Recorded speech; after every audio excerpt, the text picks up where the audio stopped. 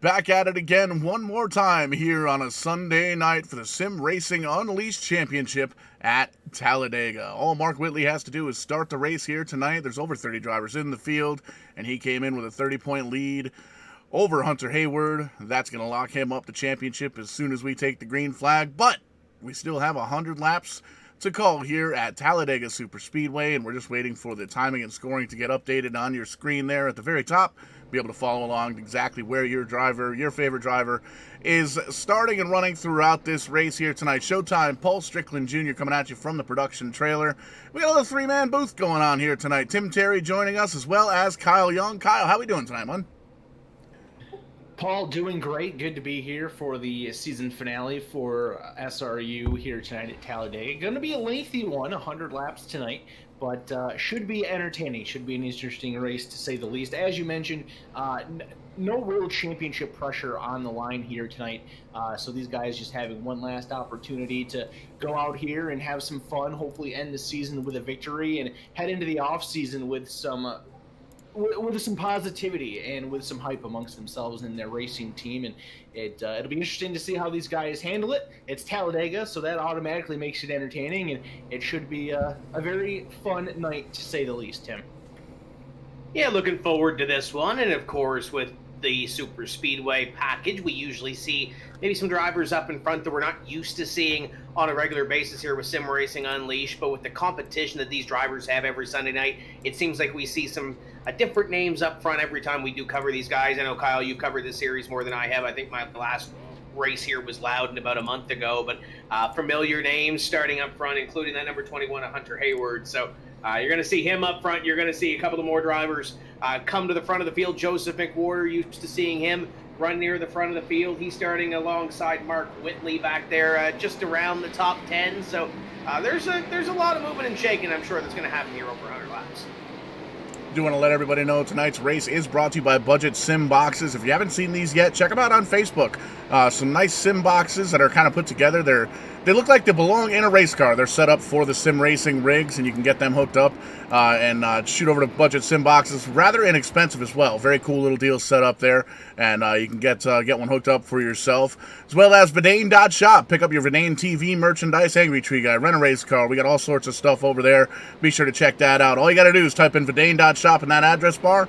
Pulls you right up to the virtual Vidane TV merchandise window. Vidane Marketing Solutions, LLC. You make the cargo, t-shirts, merchandise. We'll take care of all that so you don't have to. You can concentrate on going fast and winning races. Check us out at Vidane.net. And also by Rent a Race Car, based in Berlin, Connecticut. Renting out street stocks at Stafford Motor Speedway every single Friday night.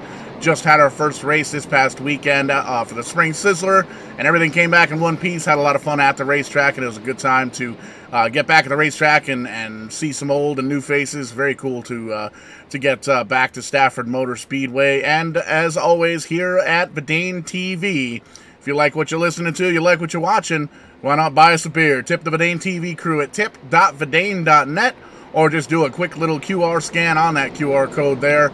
$3 will get us a beer, $10 gets us a beer and a pair of hot dogs, $25 will actually get us DoorDash. So we definitely appreciate anything that comes our way, and we'll make sure that we entertain the masses as we always do. But the cars are lined up, drivers are lined up 2 by 2 all the way through. That pace car's bringing them down around for the first parade lap of the evening. He's going to dip on down pit road, and we're going to wait for that green flag to come out at the very, very end of the straightaway. So here we go, getting ready for 100 laps around Talladega Superspeedway to close off this SRU Cup Series season. Hunter Hayward, Lane Doyle, your front row, getting ready to lead this field of 34 cars to the green flag, and there it is. Green flag is out, and we are racing here tonight. Going to take about half a lap or so for these cars to get up to full speed. A little bit of lane shift going on there mid-pack, just inside the top 10. So far, the bottom line prevails, and Hunter Hayward will jump out to the early lead. And Kyle, I'm not sure if you saw any of the racing that this package has been able to produce on iRacing here in the last couple of weeks. We got to see it Monday night with the Sim 500 Trans Service Cup Series. And you're able to get with somebody else and do that two-car tango-esque sort of thing and get out front and be able to mount a charge, but it seems like that accordion all comes back together at some point. So if we come down to a brief little dash towards the end of this race, you might see some people try to hook up, or a couple of drivers try to hook up and get their way to the front, and you might see it on a couple of these restarts as they get up to speed, Kyle, just to see who they may or may not be able to work with. Lap number 1 is going to come to a close with Hunter Hayward leading, and stepping in right on his back bumper, almost as a two-car tango, trying to pull away from the rest of the field.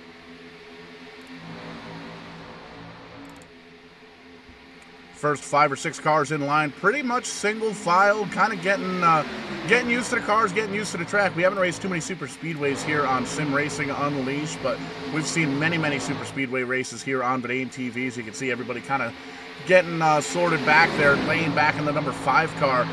He's got himself back into the 9th position, kind of dropping back just a little bit, started on the outside pole. Seems like he's hooked up with the number 32 of Joseph McWhorter. And watch these guys in practice here, the last hour of happy hour here at Talladega. And it was a lot of drivers that were out there practicing in the pack. A lot of drafting practice going on, and a lot of different styles and different ways of going about it. So really looking forward to this race. It is a long race, 100 laps at Talladega, very long race. It's almost, actually I believe it's about 50% of what the NASCAR Cup Series runs here at the 2.66 mile. But you can see we've already gotten 2 packs kind of broken away here, Kyle. Single file up front, and that second pack trying to play catch up already. Yeah, the only car that seems to be a little bit interested in trying to race right now is that 32 of Joseph McWhorter that you just mentioned a minute or so ago. He's trying to make some moves on that top line by himself. He's not going to get too far not having any help, and it's kind of interesting to see how things are here on the iRacing world compared to the real world. Usually if you're going to see this single file train go around Talladega Superspeedway, the real guys, they usually do it up against the outside wall. That's not the case here in iRacing. It's kind of typical to the Superspeedway racing that I grew up looking at as a kid, where the yellow line is your best friend, everybody kind of low lining it around the racetrack there and trying to keep themselves out of trouble. Now we're starting to see a few more cars peek up to that top side, but as you mentioned, Paul, just behind this pack of about 13 to 14 cars is where we see the rest of the field kind of scattered out back there. And now as we come into turn number 3, now that outside line really starting to get some help. Joseph McWhorter jumps back up there. Lane Doyle is there in the number 5 car, as well as that looks like the 22 machine, it appears to be, and the 77 as well. So, or that's the 281 car, my apologies. 281 car leading that train, the 77 up on the top side, and then you got the 5 and the 32 there, trying to make something happen, but they're only able to go about side by side for 5th place right now. The more cars that get up there. Go ahead, Tim. Kyle, we've covered a lot of super speedway racing in our day. This is obviously early. It's lap number 5. You mentioned the one thing about this, and Paul, we'll see if we can get another camera on it, because there's this one pack up here, then there's like 5 or 6 cars kind of minding their own business in the middle. And these guys right here, you know, they're having a good time, but there's a pack of about 12 or 14 behind them. This one here about 7 seconds or so behind the pack. Paul, I really like this strategy. I would think there would have been probably less of them in this pack compared to what there is, and kind of break off and do their own thing, but so far so good. They're keeping it green. Yeah, it's working out really well. We saw it. The front pack is getting a little bit on the aggressive side. Not too bad. They're side by side, kind of running some laps. You see the high line kind of picking up just a little bit up in that pack. And then you made mention there's 5 or 6 cars running in between. But then there's these guys that are about 7 or 8 seconds back, and they're doing they're leaving a lot of room. They're leaving about a car length or so, maybe a car length and a half, kind of in between each car. They're not pressing the issue whatsoever, and they are still as quick as the leaders. Looking at the lap times, roughly, the leader, currently Hunter Hayward, ran a 49.850, and here we have the number 24 of Jason Adams in this group towards the back, running a 26. He ran a 49.893, so this pack is as fast as the leaders. They are a little bit back on the track, 7 or 8 seconds behind, as you made mention, but it looks like this may very well be the strategy to play, because we do have a couple of green flag pit stops if the caution doesn't come out here in the 100 lapper here, Kyle. So it's one of those things. If something happens up front, these guys have plenty of time to react. Well, just like that. As soon as you mention it, it actually happens. The first caution of the night comes out here in turn number 2. We got a couple cars that are in trouble, and this is a little interesting. One of them is your points leader, Mark Whitley. I know that we had mentioned, guys, that there wasn't really much of a championship ordeal to have to worry about here, but if we want to get technical, we do have 34 cars in this race, and if the certain scenario worked out the right way, it could actually change hands here. That 77 machine, Mark Whitley, he is your points leader. It looks like it was a bad bump between himself and the 281 machine there going into turn number 2 of Jason Anderson. You can see just a slight little wiggle there, and Anderson goes up into the outside wall. Whitley bounces around off a couple other cars. I think these are the only 2 that actually spun. I don't believe any of those other cars spun around. Then you can see some of the drivers in the back there taking evasive action to get around them. Now, the good thing for Mark Whitley is this, Tim. We do have a fast repair to be used for these drivers tonight. So we'll see here as he comes into pit road if he is going to indeed take that. He will. So now the get out of jail free card is gone. The car is repaired. He's good to go, but he's got to be a little bit careful. The odds are in his favor. In order for him to lose this championship, he would have to finish outside the top 30, and Hunter Hayward would have to win this race. But just the possibility of him losing the championship, I'm sure, is in the back of his mind. But is that not a champion scheme that is on that race car right now? That's a SimRacingUnleashed champion scheme right there. So I'm not the mathematician that you are, Kyle. Lightning, if it strikes, whatever happens, there's 34 cars in the racetrack. They're all still in the lead lap. There's a quick repair. Run everything through your mind. But I think Mark Whitley is smart enough to have this locked up, and especially if he's running the scheme. I don't know the point structure over here, so I'm not going to even guesstimate. We can tell you that Terry Duguay, I believe, is going to be the free pass on this caution flag. Paul, he started from pit road. And you know how you start from pit road? You start in your box and work your way back as some of these drivers are taking the opportunity to visit pit road. He sped from his pit box to the end of pit road, which got him a penalty. He had to come back down again, which is why he is 1 lap down. He should have the wave around here to get back onto the lead lap, which would put us with 34 on the lead lap when we go back to green. And one of the things to really pay attention, we know Whitley came in with a 30-point advantage over Hunter Hayward right now, and after pit stops, trying to take a peek here, we do have a bunch of cars down on pit road now, so as it cycles through, Mark Whitley going to restart in the 12th position. But we can see we still have with Terry Duguay coming back around, getting that free pass. 34 cars on the lead lap. Take a look at that leader, Hunter Hayward out front. So definitely going to be, I'm not entirely sure if the championship has been officially called. It seems the 77 crew putting the Season 9 champion logo on their hood. They feel pretty confident that they've got the championship in the bag, but we'll have to see as the night plays out. Long night to go here, working lap number 9 here of 100 at Talladega Superspeedway. And again, we do want to make mention tonight's race is brought to you by Vidane.shop. Be sure to get the Vidane TV merchandise. We got sweatshirts, we got hats, t-shirts, all sorts of stuff for Vidane TV, for Rent a Race Car, Angry Tree Guy, Too Drunk Esports, all sorts of stuff over at the virtual Vidane TV merchandise trailer. Be sure to check that out. Vidane.shop in the address bar will get you there. Vidane Marketing Solutions, LLC. We do websites, we do merchandise, we do all sorts of stuff so you can concentrate on making that car go and concentrate on what matters, winning. Be sure to check us out at Vidane.net, and we'll be sure to get everything hooked up for you so you can concentrate on the race car. Rent a race car based in Berlin, Connecticut, working on the old Berlin Steel building there, right near the Amtrak station, renting out street stocks at Stafford Motor Speedway each and every single Friday night, usually bringing about 2 or 3 street stocks out there, renting them out to first-time racers, veteran racers. We got a lot of scheduled drivers coming out.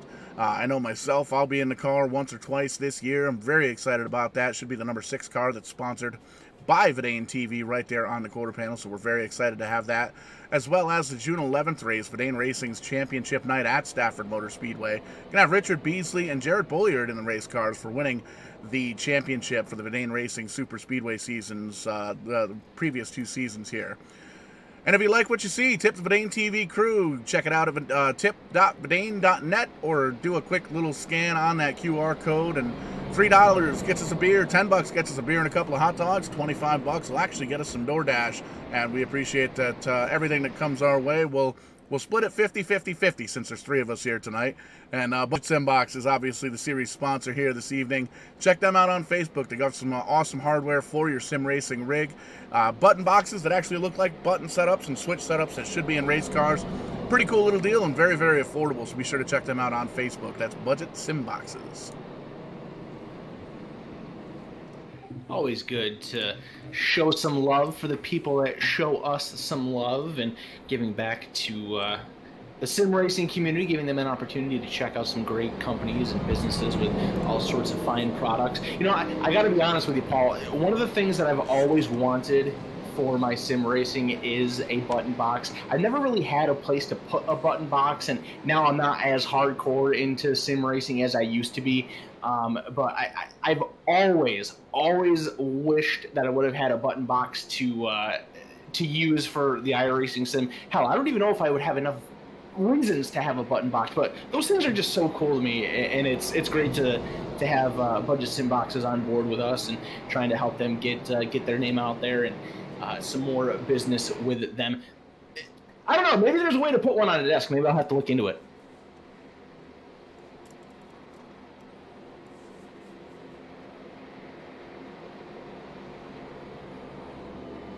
I think Paul is ordering one of those sim boxes right now. Is he? We get ready to go back to green. See if the 21 of Hayward and the 81 of Stepney can continue to do what they did early in the run, get up front and lead some laps and log the laps up in front as we get ready to see the green flag. We'll complete 10 laps right here. Green flag will fly, and we will be back underway with Brian, Bradford, and Doyle completing your top 5. There's the green flag. We're back underway. And we'll see very quickly how the things play out. You can already see towards the back of the pack a couple of drivers not quite getting on 100% throttle. They're going to try and drop back just a little bit here and stay out of harm's way and try and set up almost like that third pack we had before. As you can see, it's kind of still pretty aggressive up front. Everybody nose to tail, side by side. A bunch of cars still up on that high side. But back there towards the back of the pack here, Kyle, looks like everybody's starting to kind of string back and kind of lag back a little bit. They want to make sure that they've got a car, and they want to make sure they want to try and hold on to that quick repair and have it in their back pocket for later on in the evening to see if they get caught up in anything. I gotta be honest with you guys. Usually when you have these super speedway races on iRacing and the drivers have a fast repair in their back pocket, it seems like the aggression meter is pegged a little bit extra than when they don't have one. So far, I know it's early. We're only 11 laps into this deal. But it seems like that is not the case with these guys. They seem to be very patient, very cordial, and very intelligent with how they want to approach this race. They just kind of want to log some laps, get some things going. And as soon as I say that, I see a couple cars that are spinning into the outside wall there. No caution as of yet. It looks like there's only 2 of them, and now there it is. Caution line flies there on the bottom of turn number 2. So I guess we're doing a good job here, Tim. Paul with the commentator's curse number 1, and now I just got us one. Yeah, you had to say it, didn't you? Caution came out, and it almost looked like for a moment, Paul, it was going to be one of those incidents where they wreck to the apron, they stay down there, we're going to be green, but as we see in the Kong Beer Bong instant replay, we did not get lucky.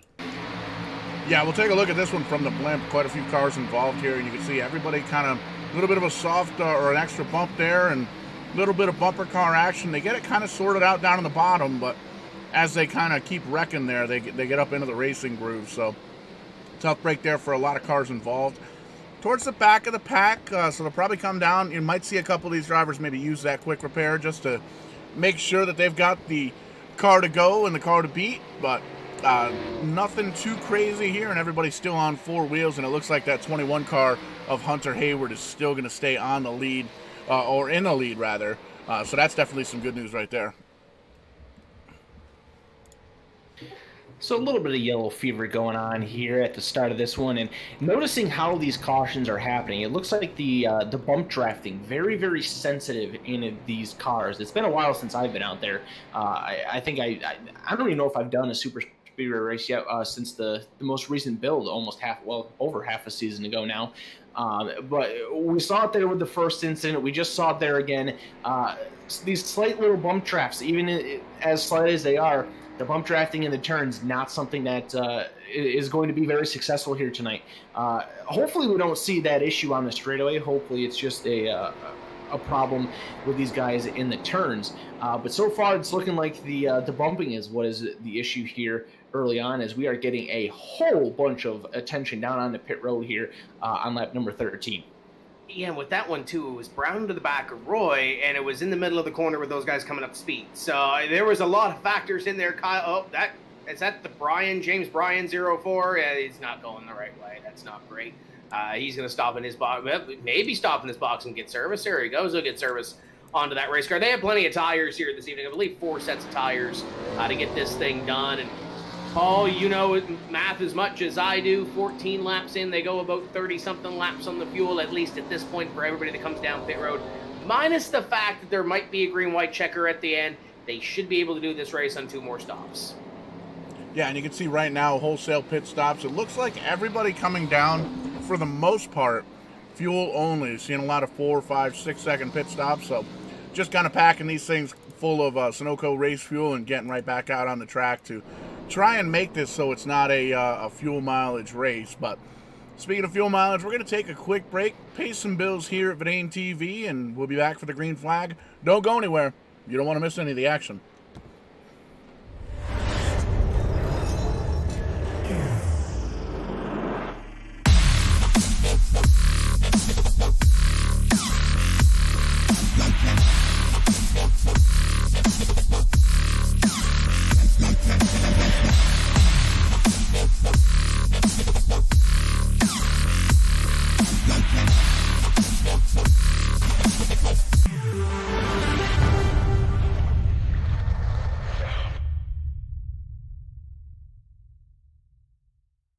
One of the biggest challenges of managing a fleet of trucks, tractor trailers, and material handling equipment, hassling with maintenance, repair, and vehicle breakdown. Trans Service's dedicated contract maintenance service, DCM, takes that hassle away. We maintain your fleet, no matter what the configuration, to the highest standards, while giving you the greatest cost control. We offer preventative maintenance executed to maximum utilization, equipment life, and necessary repairs, all tracked by a state-of-the-art paperless computerized system. Assistance with equipment engineering, configuration, including new engine technology, and onboard computers for your fleet, as well as dedicated fleet contract maintenance. Dedicated on-site service facilities staffed with management and certified maintenance technicians, inventories of parts, tires, and fluids, and all necessary shop equipment, diagnostic tools, and technology. Supporting services such as equipment inspections and assistance with meeting regulatory requirements, DOT, OSHA, EPA. Contact us today to learn about our turnkey contract maintenance solutions. It's all about the experience, yours and ours.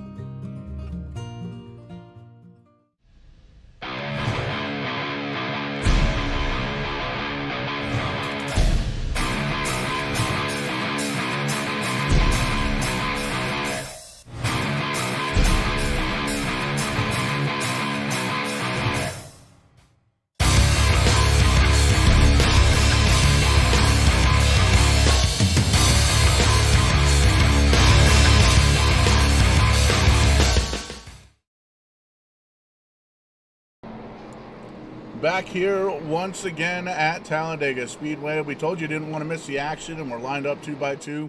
The lights are off in the iRacing Mustang pace car, getting ready to go. Green flag racing once again here for the SimRacing Unleashed Championship at Talladega Super Speedway. Mark Whitley in the 77 car pretty much has this thing locked up and in the bag, and you can see right now he's running in that third position. Came in with a 30-point lead over Hunter Hayward in the 21 car, who has scored himself currently in the 6th spot. And great racing so far. A little bit of caution fever, like you made mention, Kyle, but sometimes you got to kind of work the kinks out of the thing here, and hopefully we get a good long green flag run at Talladega. Yeah, just a few little gremlins here, and I think that these guys are kind of learning a few things as well early on. Like I mentioned before the break there, it seems like the bump drafting is the main issue at the moment. So you guys be a little bit more patient on the bump drafting, save it for the straightaways or save it for the end, and we should be fairly good to go. And now we got a bit of a shake-up at the front of the field now after those pit stops under the caution flag. We got Braden Kress in the Dr. Pepper Zero Sugar number 91 up at the front of the field, and Joseph McWhorter is going to join him on that front row on the outside line. So let's see what happens here. Lap number 15 will be complete once we see the green flag hit the air. As mentioned, Braden Kress and Joseph McWhorter on the front row. Aaron Bradford, Hunter Hayward are your row number 2, and then Mark Whitley and Lane Doyle there in row number 3. Green flag is out. We are back to racing. Slow but steady, working their way through the gears and up through the speed. One car immediately jumping to the outside lane. They're right up against the safety barrier. I'm not sure if he's trying to drop all the way back to the field or if he's just that courageous and trying to start an outside line. But that outside line up at the front row, that is going to have the advantage. Hunter, or that's Mark Whitley, all over the back bumper of Joseph McWhorter, giving him a great shove down the back straightaway. A couple of these cars got a little up close and personal with each other, Kyle, in their personal space coming to the green flag, and I think that's what shot that car out to the outside, or maybe it was by choice, seeing what was going on around him. But the one thing that I'm seeing with a couple of caution flag pit stops, kind of shaking this thing up a little bit. The one thing that was not shaken up is Hayward still has Stepney in behind him, albeit instead of for 1 and 2 right now, it's about for 7th and 8th, but still plenty of time to get it done. But still, the two drafting partners have not left each other's bumpers right now as they go underneath Lane Doyle. They've got the 20 right in behind them. And one thing we discovered earlier this season is Steven Stepney paints all his race cars, and we've mentioned before he's done a pretty good job with some of these race cars. We saw Dale Jr. throw back earlier, the GMS sort of colors, Josh Berry sort of colors on that number 81. Steven did a great job on that. The Masclays, whatever, are on these race cars. Paul, I don't paint race cars. I just know they look pretty. And that one there, Steven did another awesome job. And he's trying to bring that one to the front with Hunter Hayward in front of him. Yeah, currently holding on to a solid top 10 right now in the 7th position. And a lot of the race cars that he paints are very, very unique. And you can see the good shot there. Kind of that gold flake, gold chrome there going up the side. And one of the things that iRacing has really kind of brought to the table is allowing these painters to really let the creative flag fly, and it's definitely been able to show a lot of chrome and a lot of matte colors as well. So it's really cool to see the different styles of all the artists and painters that are out there. It really is, and it's cool to see those talents come to life. And the fun thing about racing in a series like this with the Cup cars is that a lot of guys that they decide to use either real-world Cup schemes that they recreate, or they'll kind of put like their own twist onto a Cup scheme using a sponsor that you may see on the real car, but not necessarily the exact same paint scheme. Or we see it a lot with the 1987 cars, and you'll start to see it here with these Cup cars in this upcoming week. Paul, we had made a mention about that with the Fatheads Cup Series race this past week, that with it being throwback weekend upcoming, some guys are already starting to put out throwback paint schemes and running those as well. So it's really cool, and it seems early on here in this race kind of getting a good glimpse. A lot of color, a lot of diversity with the paint scheme look here at Talladega Super Speedway. And again, the calm, peaceful pack forms all around the bottom here, just trying to log some laps. And we kind of saw it off some of those wide shots that we don't really see a full distinct 2 or 3 packs. We're seeing one long snake, and everybody's kind of, it's about a 5-second pack, Paul, but it's kind of amongst itself, if you want to call it that. That right there is probably the biggest disconnect that you're seeing on your screen back to Byron Bartlett.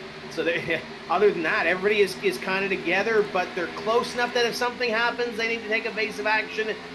But they're also apart from each other, that as long as they can ride here, we can log some laps, because there's still plenty of laps to get this thing done. We'll complete lap number 20 this next time by. And I think some of these drivers back here, the likes of Dave Bush and Jason Adams and Buzz and Byron Bartlett and Terry Duguay, I don't think we've heard the end of them tonight, because I think they're kind of saving their stuff. I think one or two of these guys may have used their quick repair already, Paul, but they're riding right now, and I think that's the smart way to do it.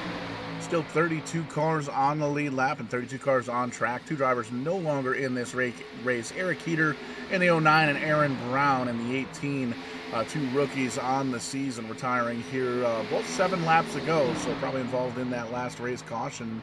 You can see this third pack getting a little bit dicey here. The 51 going into the middle there. You can see the 9 car of Brian Bartlett trying to hold on to the bottom side with the help behind him, but the 12 and the 91, or the 12 and the 51 rather, trying to get up towards the front of that pack anyway. Not the greatest of cooperation that they're kind of bouncing out of line, not necessarily lined up the way that they should be, but they're still trying to figure it out. Oh, a little bit of nearly some contact there at the back of that pack. They're able to avoid each other. Now the 51 says, screw it, I think we'll just hang out for right now. So he'll drop down, and as soon as he drops down, a couple other cars will kind of bump up to the top lane. He likes what he sees there, and he will join them. This little pack being led by the 24 machine of Jason Adams. He's got the 53 right behind him with some help. That is Dave Bush. Those two cars are going to get around the number 9 machine there on the bottom line. They will go to the bottom line themselves, leaving the 51 up there to dry, and now the 51 comes back down. So just a little bit of shuffling there in that backpack. Doesn't seem like they were too interested in forming up a second line, which with the number of cars that they have in that pack, probably the smarter thing to do is to be single file here, but they're those guys at least interested in leading this pack instead of following. And this is one of the more frustrating things for a driver that may be in this back of the pack, maybe not by choice, but it's one of those things you really want to get lined up and work together and not necessarily catch the pack in front of you, but at least be able to know that you can kind of close the accordion, so to speak, get right up on everybody and work together and catch that pack, because now you're talking about 4 seconds behind the second pack that's kind of broken up just a little bit, and they're about 8.5 seconds off of the lead. So it's one of those things there. You can kind of see them there. They start to sort back out, so maybe they're listening here over on Facebook or YouTube, but everybody else up in the front of the pack, single file, all on the bottom line except for that one driver that kind of peeked up towards the outside to get a little bit of cool air on the nose of that car. But everybody else just kind of conveyor belt action right now. Might have gotten a little bit of a slap on the wrist from the race officials, letting them know, hey, this is a broadcasted race, this is a championship race, we need to have a good, clean race, and make sure we entertain the masses on Bedane TV for the very last time here. And we look up front, Joseph McWhorter in the 32 trying to do just that. He's holding on to the lead, leading this train all the way around this 2.66 super speedway at Talladega. Yeah, he's got the easiest job in the field right now, leading the big, long pack right at the bottom. Put the pedal to the metal and let her cruise. It's a little more intense than just a Sunday drive down I-77, but still pacing this field, staying relaxed, not having a lot of pressure out the back window there, just trying to log some laps. He's got the points leader, champion, Mark Whitley, right behind him. How about that recovery? Involved in the first caution just a handful of moments ago, and he has already found his way to get that car repaired and up into position at number 2. So pretty cool for him to do that, and now kind of just riding up at the front of the field, getting the laps in, seeing what he's got to not only just take the championship glory tonight, Tim, but also try to go to victory lane for the 6th time at this season.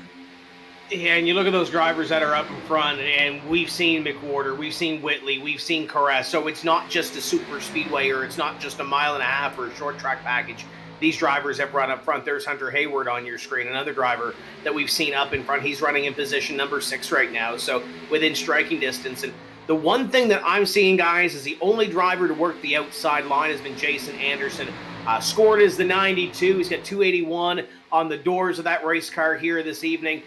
he's been trying to flirt with that outside line, and every time he does, he falls further backwards. And with this lead pack being 20-something cars strong, back to about 25th place on a long snaking way around here, and now they're starting to disconnect a little bit from the front pack. He's the only one that's been trying it. There's a couple of guys out here at the back that are kind of poking their nose out to the outside line to try to make it work, try to get some air into these race cars, but I think, and I'll touch some wood, Paul, I think they're content to ride and get some laps in right now.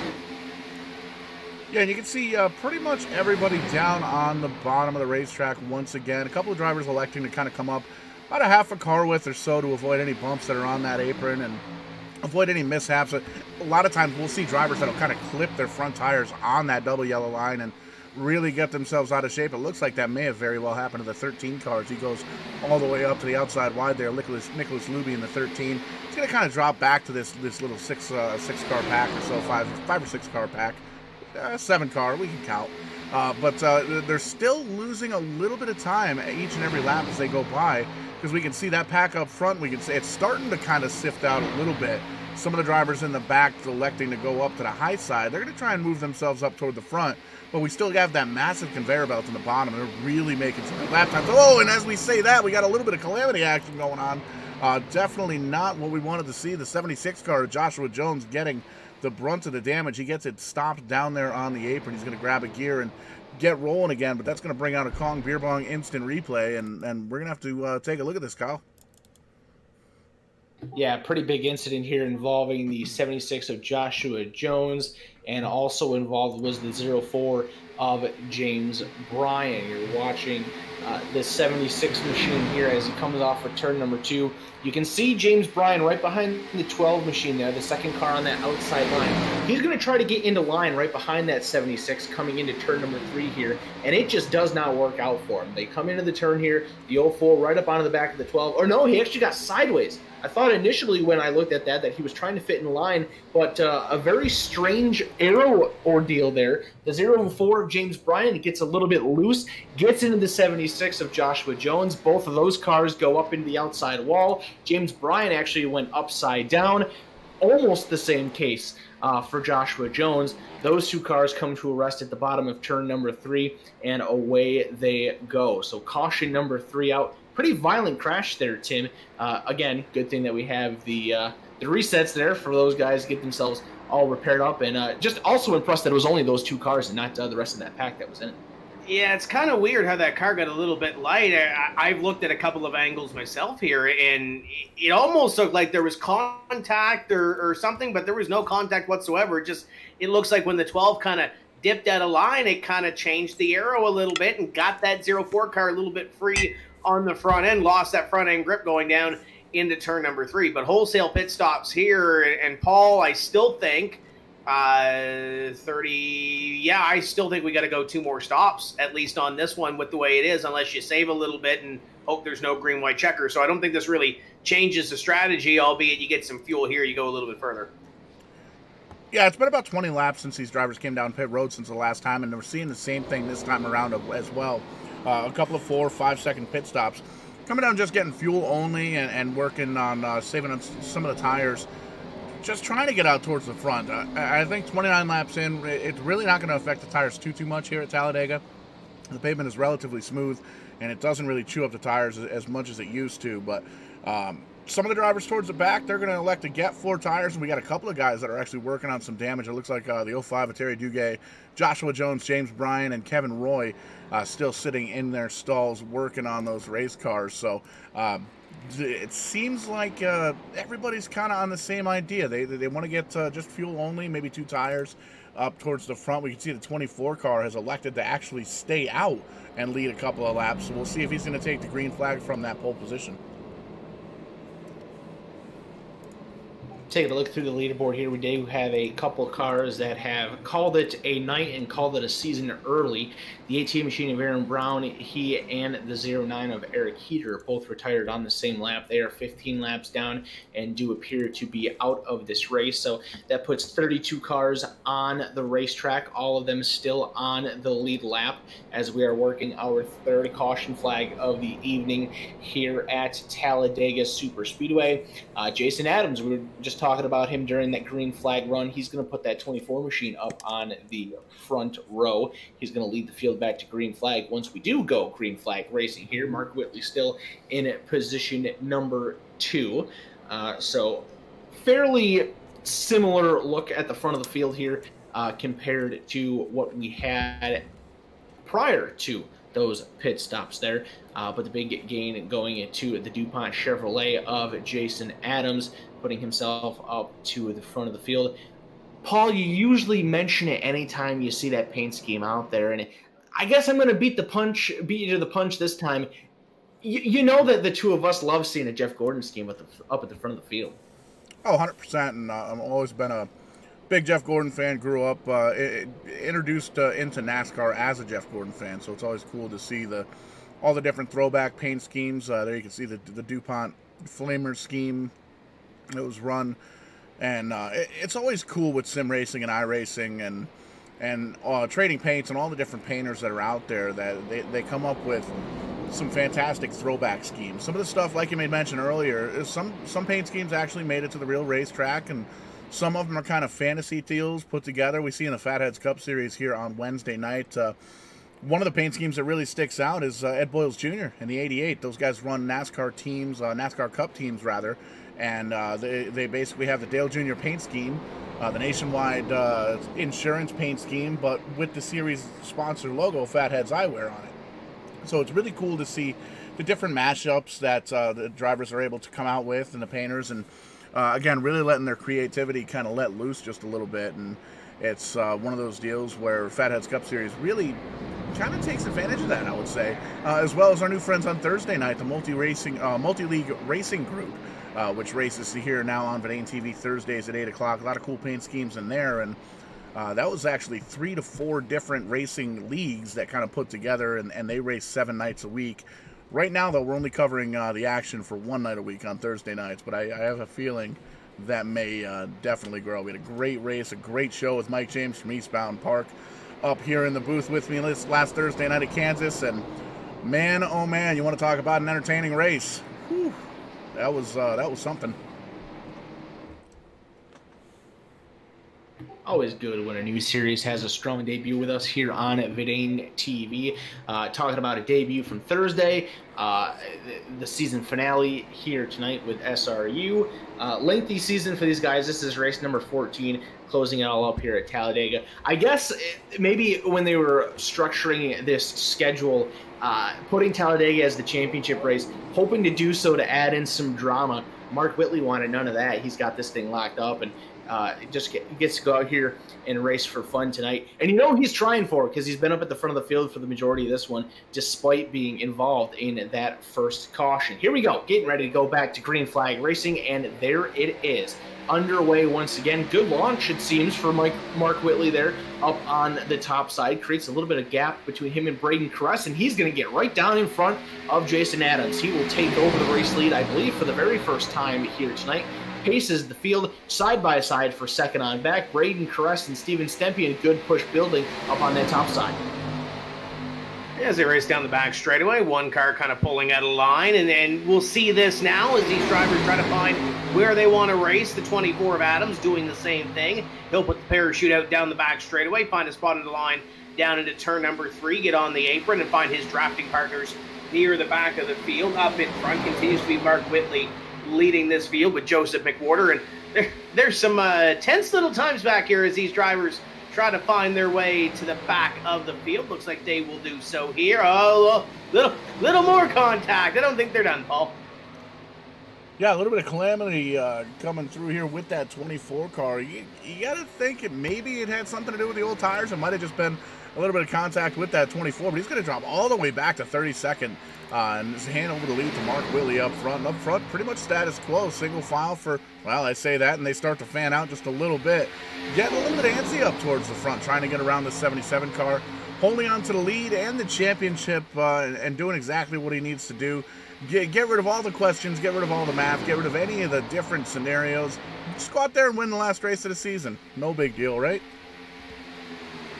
He sure is making it seem just like that, getting that car up to the front of the field, rocketing out and leading some laps here, just about 1/3 of the way through this season finale event here at the Talladega Superspeedway. The bottom line seems to be the way to go for right now. A couple cars further back in the pack trying to flirt with that outside lane, but just can't quite make anything happen with it at the moment. Top 5 cars packed up nice together. Then there's a bit of a separation back to Braden Crest, but Steven Stempien going to try to close in on that back bumper and close that gap up. Doesn't want to risk losing that lead pack just in case we develop a green flag run and make green flag pit stops. You want to be grouped up with that lead pack as best as you can. So they close on up, and now the gap separates behind Stempien and puts the gap between Stempien and Jason Anderson there in the number 92. Or check that. That actually is the 20 of Luke Lafaro. Lafaro gets a good run. He's going to close up on and try to bring the rest of the field there and tighten up all those gaps. Keep it one big pack riding around the bottom. Except for those like 7 or 8 that are at the back, that it seems like that they've wanted to run there, and we kind of saw them come together after that restart, and they're happy where they're running, and I think that's not really a bad strategy for some of them. But you see that big huge snake running down the back straight away. A couple of drivers trying that outside line, trying to make something work, pick up a couple of positions, but the outside line, at least at this point in the race, hasn't been there. And Paul, it might not be the case of it's not there rather than there's nobody up there to make it work, as we'll come by this time complete lap number 34. Whitley is going to continue to lead this thing. McWhorter, Hayward, we've seen those names all season long up near the front of these fields, and Whitley trying to wrap up this season with a champion. We've got one around in the middle of this pack, and that should bring out the yellow flag, and indeed it does.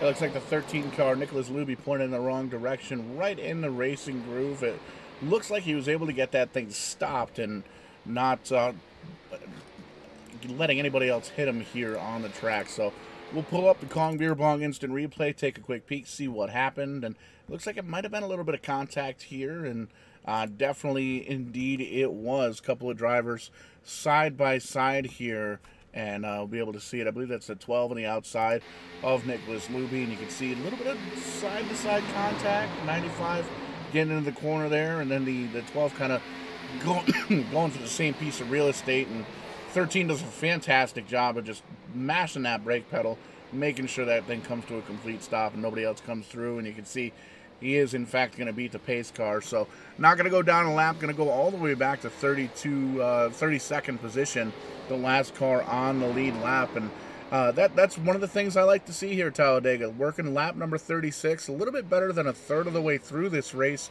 Still 32 of the 34 starters on track. And again, we made mention earlier on, Eric Heater and Aaron Brown, the only 2 drivers to retire from the race early because of incidents. But I'd say we've got 8 or so laps since the last time we came down pit road.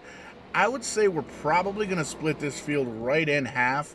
Half of them are going to come down, top off with Sunoco race fuel, especially some of the drivers towards the back of the pack. But at this point in time, it's going to be kind of tough to call the pit strategy to see who's going to come down for fuel. Tires, we made mention, tires really not too much a factor this early on. We might see some drivers come down. You can see they're going past the entrance of pit road right now, and a couple of drivers being a little bit coy, trying to, maybe I'll come down, maybe I won't. And it's really kind of he's going to do what the other guy doesn't do. And nope, just kidding. Everybody's coming down, so I'm completely wrong.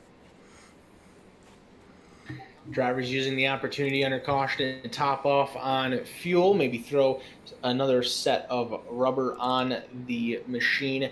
Limited to 4 sets of tires for this race, so that's 1 on the car and 3 in the pits. Should be plenty for these guys here at Talladega Super Speedway. Quick stop here for Mark Whitley. He's already rolling down. Looks like the field, some of the guys behind him. Also quick stops for Joseph McWhorter. I think that's Michael Rosario there. Third place car to come out there. It is. And the one machine, he follows out. And then Lane Doyle in car number 5, Braden Crest, top 5 coming off the pit road. So some quick stops to top off, reset the fuel mileage game, and go, hoping to give themselves a green flag run. And now that we're starting to kind of get a little further into this race, Tim, we're starting to flirt on the edge of maybe you can kind of finagle it into one stop. Might have to get a little bit further along before we're only talking about one stop. I think we're still in the 2-stop window here with 66 laps to go, but getting kind of close to being that point. Well, 66 would be 33 and 33, and if you get if we get another caution a little ways down the road, you're definitely going to pick to make it safe. But I think at this point, if it were to go green, you're going to see at least somebody try to get that draft, maybe save a little bit in the draft to do so, as long as you don't get a green-white checker finish. But at that point, it would be a caution, and everybody would probably come down to top up anyway. So I think we're on the cusp of it, and if you're sitting in that backpack where everybody's kind of riding and biding their time and doing all that, as long as you don't get too far off the draft, if we have green flag pit stops, I think that's your strategy. I think that's your bed. You've already kind of laid in it, and with the cautions the way they are, we could see it all play out that way. But I don't think we're done seeing some of the cautions. I think the 13 car has already taken his quick repair this evening. He is still sitting down there on pit road. Lots of rear end damage to the number 13 car. Everybody else remains on the lead lap right now, and we'll see how this all plays out as we come by. This time we'll complete lap number 37 under the caution flag. But Paul, I don't think we've seen the end of the caution flags here. There's still a long ways to go today. Yeah, you're exactly right, and it's an unfortunate thing here in sim racing and in real racing, especially with the play tracks at Talladega, Daytona, and the iRacing Super Speedway here in the iRacing service. Cautions kind of breed cautions, and it seems like we're able to kind of set things straight for a little bit. Everybody kind of gets the conveyor belt rolling. It's a little bit different than watching these guys in practice. They did a pretty phenomenal job doing some of the pack drafting side by side and drafting with all of the different cars up towards the front, but getting ready to go back to green flag racing. The lights are off in the iRacing Mustang pace car, lining them up 2 by 2. Got to remind you, tonight's race brought to you by Budget Sim Boxes. Check them out on Facebook. Really realistic looking button boxes that hook up to your sim racing rig, and you can set all different sorts of shortcuts, 2 tires, 4 tires, gas only, all the different things that you can do in a pit stop and down on pit road. Be sure to check them out on Facebook. Budget Sim Boxes, and it'll pop right up. Vidane.shop. All the merchandise for Vidane TV, Angry Tree Guy, Rent a Race Car, Two Drunk Esports, all sorts of stuff in there. Be sure to check it out. Vidane.shop, and the address bar gets you right where you need to go for the Vidane TV merchandise tent, and as well as Kong Beer Bong. Be the life of the party and make the good times better with a Kong Beer Bong. Check them out at kong.twodrunk.net. Make a lot of beer disappear very, very quickly, and Vidane TV always reminds you to drink responsibly. Vidane Marketing Solutions, LLC. We do the websites, we do the hats, we do all the t-shirts you need so you can concentrate on making the car go, and that's what matters, and that's how you get the victories. And we support victories, we support winners at Vidane Marketing Solutions. Check us out at vidane.net. Rent a race car out of Berlin, Connecticut. We're renting out street stocks at Stafford Motor Speedway each and every Friday night. And as always, Vidane TV, be sure to tip the crew here in the broadcast booth. Tip.vidane.net, or do a quick little scan there on that QR code. $3 buys a beer, $10 buys a beer and a hot dog, maybe 2 hot dogs, and $25 will actually get DoorDash. So we appreciate everything that comes to us. But Kyle, it is time to go green flag racing. Once again, that iRacing Mustang pace car, he's going to dip on down. He's going to get himself a hot dog and a cold beer, and he's going to let these fellas do battle here as they come across that tri-oval 2 by 2 all the way through. It'll come at the completion of lap number 38, so 62 laps to go here on this restart. Hunter Hayward, he will be the control car. On his outside is the 281 of Jason Anderson. Green flag is out. We are back racing here at the Talladega Super Speedway. Anderson sticks his nose out. Now him and Mark Whitley go to the way outside, and now Anderson goes to the bottom side, leaving Mark Whitley on his own there in the outside lane.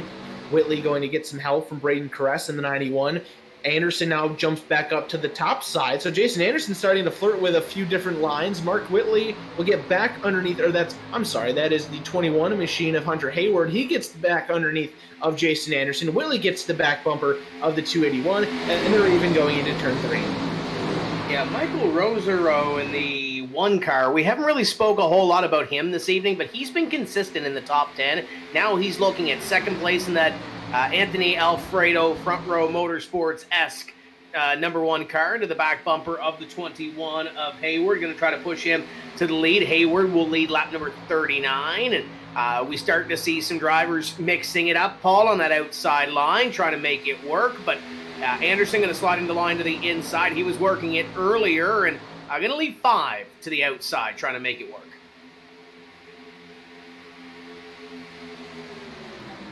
Braden Caress now the leader on that outside lane, trying to get some help from Steven Stempian to progress and move forward through the field. I thought for a second there, Tim, we were going to see that outside line be a little more healthy, be a little more racy, but then a couple guys dropped down to the bottom, and that's really stalled the progress of that top lane. They're stuck side by side for position number 5 at the moment, and it looks like now they're down to 4 cars, so they continue to lose some strength.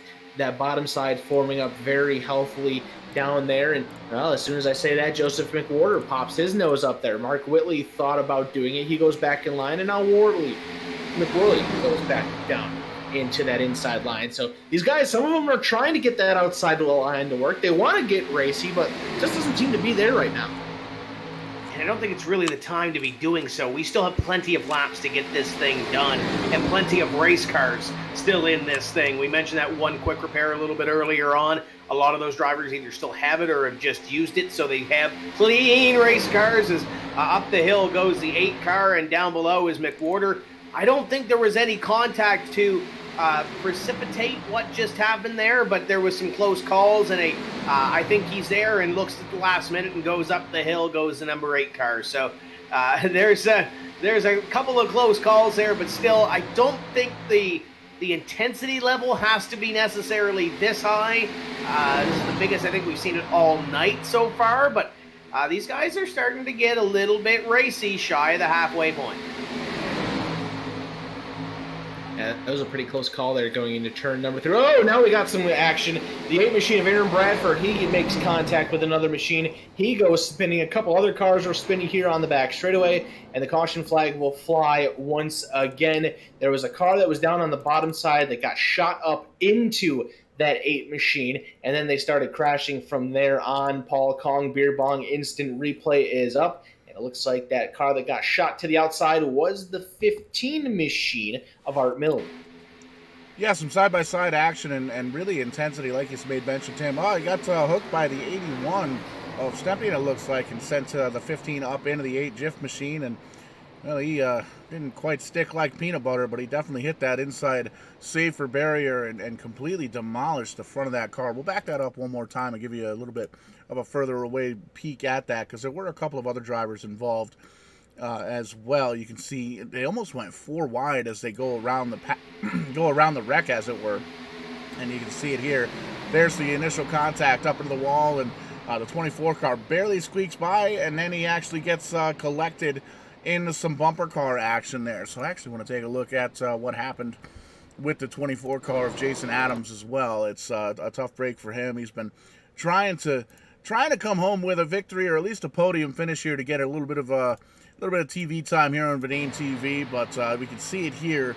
There's the accident in front of him. He's got really nowhere to go at this point. He sees the smoke up high. He goes all the way down to the bottom side and seems to collect it okay. I might have been looking at the wrong car there, because it looks like Jason Adams got through okay.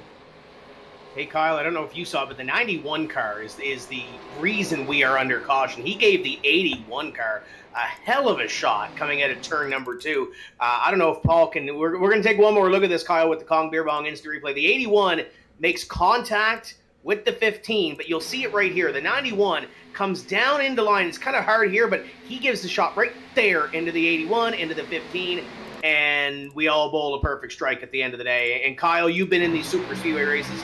You know how difficult it is to judge. The 15 almost checks up a little bit there by the looks of that angle. Regardless, it's a mess. Yeah, it seemed like Steven Stempian had a really good run on Art Milne there as they came off of turn 2. He checked up, he saw, but of course with Braden Kress being right on the back bumper of Stempian, he wasn't able to see it. He just sees him checking up and gives him a shot, pushes the 81 into the 15, and along for the ride they go from there. So initially, I kind of thought that was a bit similar to the crash that we saw in the real Talladega race last Sunday between Joey Logano, Denny Hamlin, and Ricky Stenhouse Jr. Just a couple guys getting aggressive on some shoving, and eventually the shoving turns into a spin. But it seemed like it was a bit of a different scenario once we saw that helicopter shot there. Just the part of the super speedway racing, you get so close up to some of these guys, you can't really see too far ahead, and it causes some of those checkups like you see, and unfortunately it didn't work out well for a few of those guys, so they'll have to make pit stops, use up the fast repair. I don't believe we've seen anybody in multiple incidents up to this point just yet, so I don't know of anyone that has been in a second incident to lose their fast repair and have to sit on pit road.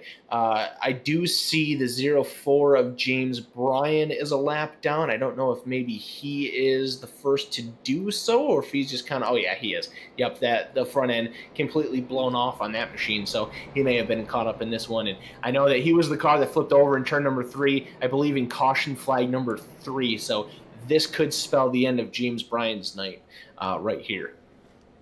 Yeah, the 13 is also trying to repair damage on these caution flags. He was the one that was involved in the most recent yellow flag before this one, and I think he was involved in the very first one of the evening. And you'll see it right here. The front end don't look bad. The back end looks a little bit pushed in, Paul, and we've seen him down on pit road on recent yellow flags. He hasn't been able to keep up with the draft, albeit we haven't had a really long run since he was involved in his second incident of the evening, but he's trying to get it repaired, and if we continue to get the cautions, he's probably not going to be up to speed, but he's probably going to be closer than he was. There's the 53 of Dave Bush on your screen. You saw that 04 that needs a new front clip. He's probably done for the evening as the 13 comes down one more time. Going to get a little more of that damage repaired. Paul, I don't think he'll be able to keep up with the draft, but he might be able to keep up with those guys that are kind of hanging around near the back. There's Dakota Bryan in the 56 car. He is down on pit road, and that thing looks a little worse for wear. Yeah, a lot of damaged race cars towards the back of the pack here, Tim, and it's a tough break, but we see that happen all the time here at Talladega, Daytona, all the different plate tracks. You can see the 13 throwing some right sides, throwing some left side tires on there. He's going to end up restarting here about 29th or so. 31 drivers on the lead lap. Dave Bush being the holding on to the caboose there, the last car on the lead lap. James Bryan 2 laps down, and 2 other drivers not in the race any longer, Eric Heater and Aaron Brown.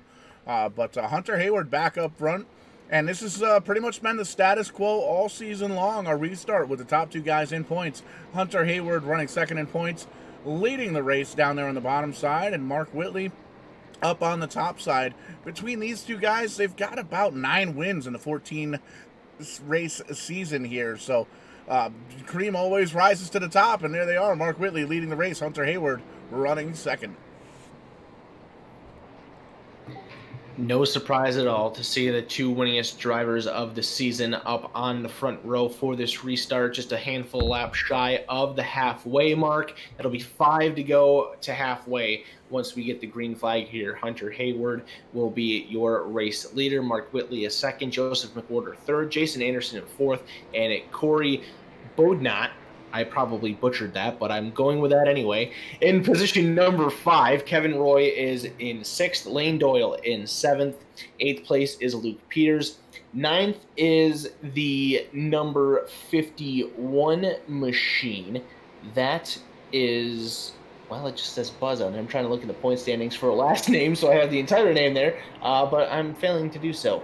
at the moment. And Michael Rosero is in position number 10 for this restart. So here we go. Lap number 45 going to be completed. 5 laps to halfway. 55 left to go in the race in the season here for Sim Racing Unleashed. Green flag going in the air. And there it is. We return to racing. Pretty even start. Looks like Whitley with a slight advantage there. Both the 32 and the 281 kind of leaning back. Jason Anderson goes to the top. Whitley blocks that one. 12 car going up to the outside, and we're already 3 wide going into 1. A couple of drivers getting out of line and probably getting out of dodge right now as one of the 12 cars goes to the outside and will go to the back of the field. And there's a couple more going down to that inside line. I think we see that car every single time we go to that wide shot in the back straightaway, Paul. Go down to the apron, go down to the back, and there's some that are going from the top to the bottom, and I don't think that was by choice, whoever that was in the middle of the pack. But we've got some 3 wide racing continuing on. There's Steven Leffler in the 72, kind of stuck in the middle as they all jockey for position coming off of turn number 4. Looks like they'll get it figured out, at least for the most part, in the middle of the pack. Yeah, some drivers getting shuffled out of line and getting pushed towards the back. Some of the drivers saying, no way, Jose, dropping to the back and getting out of harm's way, so to speak. And we can see that iRacing sponsor machine all the way in the back of the pack, and we can already see there's a handful of drivers in the back that have kind of made themselves a little 4-car pack. There you can see actually the damage crew, the 13, 56, 33, and 15. That's Luby, Bryan, Kostick, and Milne back here kind of holding on. There you can see Dave Bush in the background, number 53. He had some damage earlier on as well. I think these drivers might be able to keep up to the pack if they kind of keep working together. You can see the 13 looks like he's got too much nose damage, so he's going to drop to the back of this little pack. See if the 56 car of Dakota Bryan can lead them just a little bit quicker. But right now they're about 5 seconds off of this lead pack, and honestly, I think that might be the catbird seat right now here, Kyle, because it's getting pretty racy up front. Yeah, this is the longest we've seen 2 wide packs throughout the night so far. Not as many guys wanting to drop down to the bottom. They want to stay up top and do a little bit of racing. That outside line led by Joseph McWhorter. He's got Jason Anderson right on his back bumper. They're up to 3rd place now as Mark Whitley leading the inside line, leading the field clear with Hunter Hayward. They're trying to get up to 2nd place. Looks like McWhorter's going to get the run to do so, but I think he's going to slip back just a little bit once they get into turn number 3, and that's exactly what happens. Hayward pops out, breaks the even bump there on the 77. Whoa, the 12 machine getting a little loose. That's Luke Peters getting a pretty aggressive bump there from Michael Rosero in car number 1. They're able to hang on.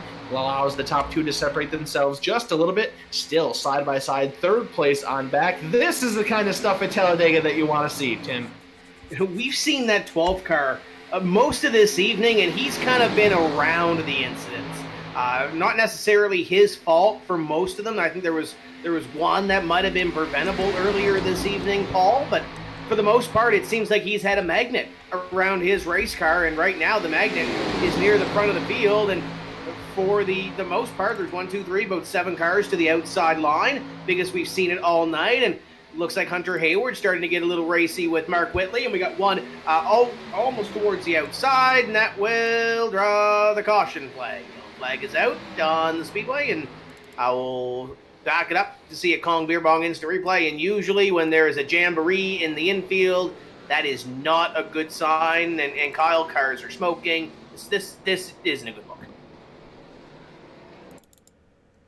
Almost looking like a used car sale or a car lot sale back there, a swap meet. That's the term I was looking for. Lots of cars parked there, and a lot of the cars that were up in the front pack here involved as well. You can take a quick peek here at the Kong Beer Bong instant replay and find out why we're under caution once again. We kind of saw a little bit in a live shot there, but we'll take another peek of it because we can. And our friends at Kong Beer Bong sponsoring. There's the smoke, and you can see the in front of the 24 car, there are some massive wrecks. The 24 car just comes to a complete stop. Great job, heads-up driving there, going up on the outside line. But see if we can take a peek at the actual incident. There's the 95 car, was able to kind of get through okay. He was running up towards the high side, Michael Yarrow, when this incident went down, and definitely had a little piece of it, but we'll back it up just a little bit too far, but we'll see as they go into turn number 3 here. Everything seems to kind of check out. A little side by side, and there's the smoke again.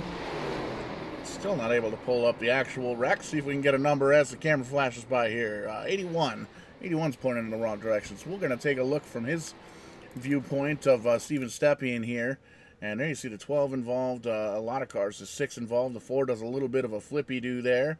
The 5 of Lane is involved as well. Here's the side-by-side all the way through here. The 281 car just kind of loses it. Comes up in the 5 car. 72 is involved. Big hit there for the 4. Lands right on top of the hood of the 81 car. The 27 car does a great job coming through, kind of weaving through, making sure he doesn't hit anything too hard. It looks like the 5 car lost the front end of that car, and a lot of drivers doing a great job of getting everything just woed up and not piling into this wreck. But it looks like pit road going to be another busy spot here. Everybody coming on down. Yeah, a lot of cars are going to come down for some damage repair after that one.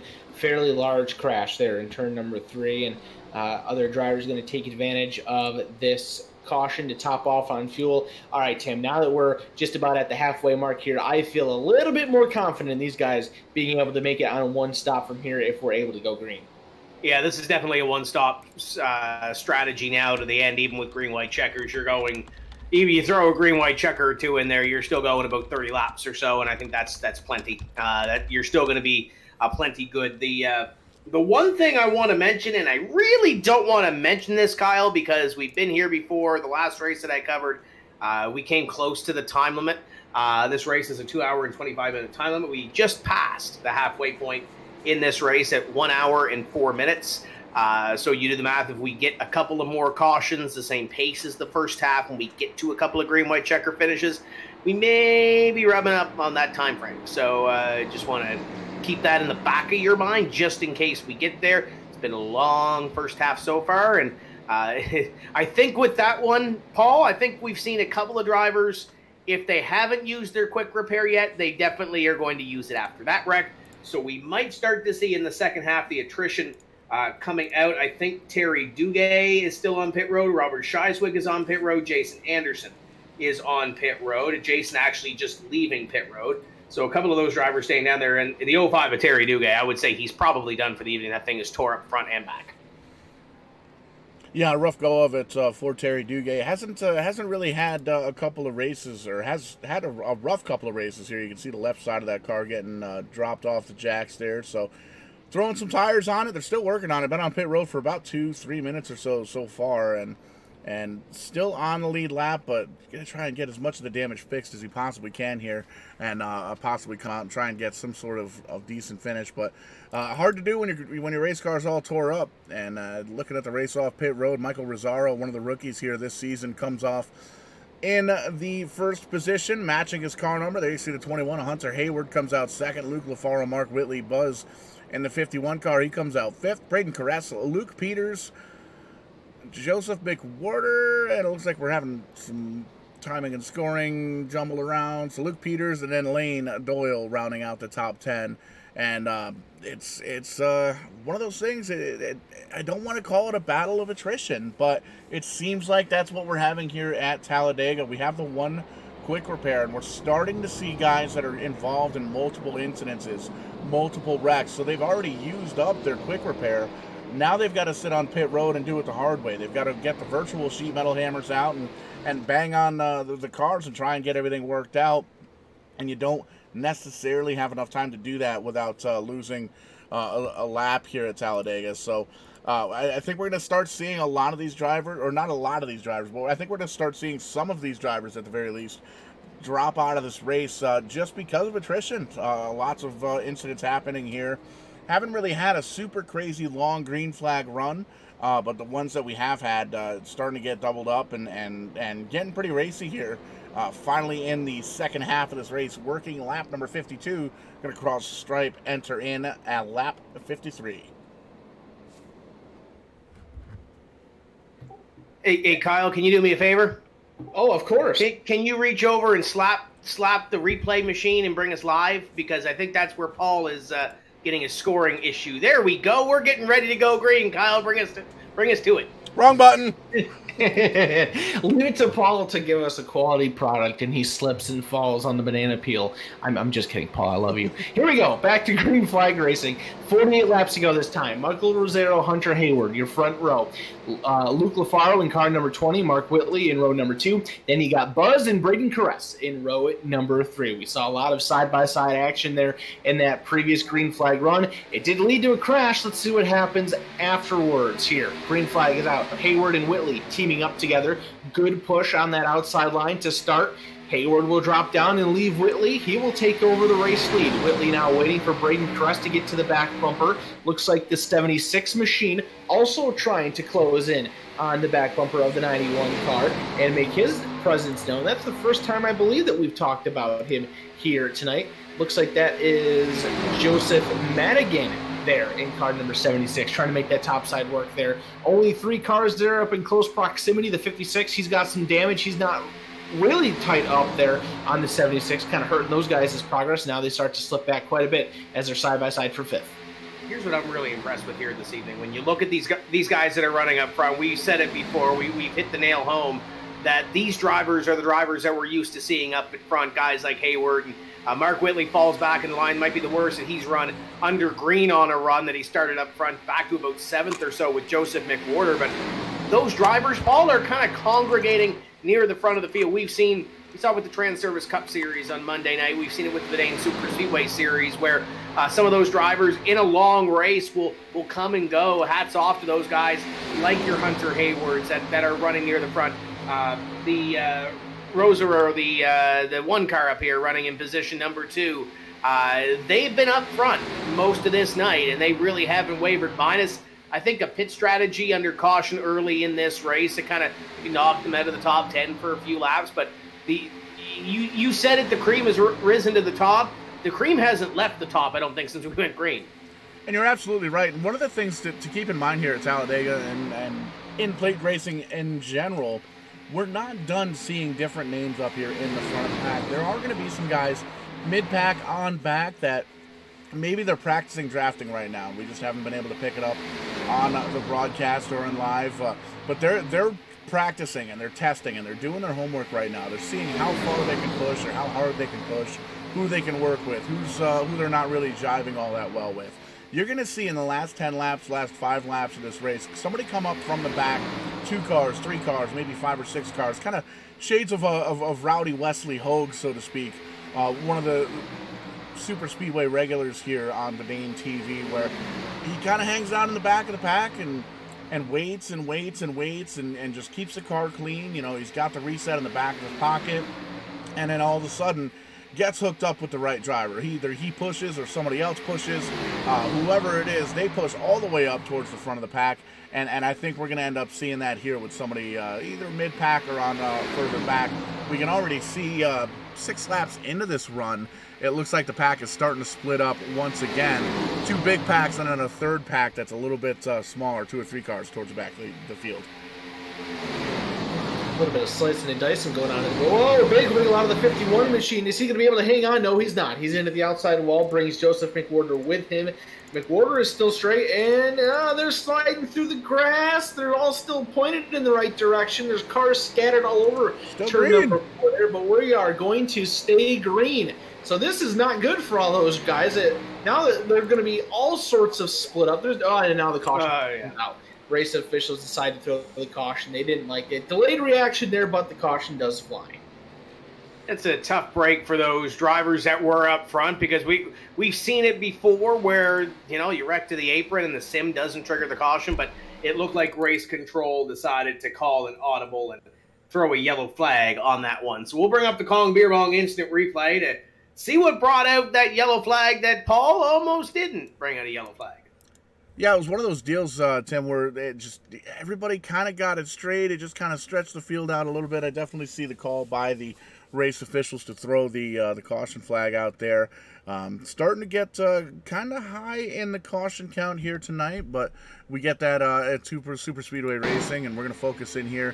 You see the 51 big wiggle, kind of hits the nose of McWhorter there, shoots up in the high side, and kind of collects that outside wall. McWhorter was able to keep on going, no problem, but the 51 was not. And there you see a couple of other cars involved in the Calamity, and we're going to take a look at that, see if we can change the camera angle so the wall's not in the way of our shot here. And there you see the 51, the 32, and the 5. Big wiggle from the 51. Comes up, tags the 32. He's able to kind of save it. The 12 car, though, he kind of gets involved. The 31 comes down into the grass. 27's kind of trying to weave and bob his way through the Calamity here. But good news here is there isn't anything that was really that big of a hit.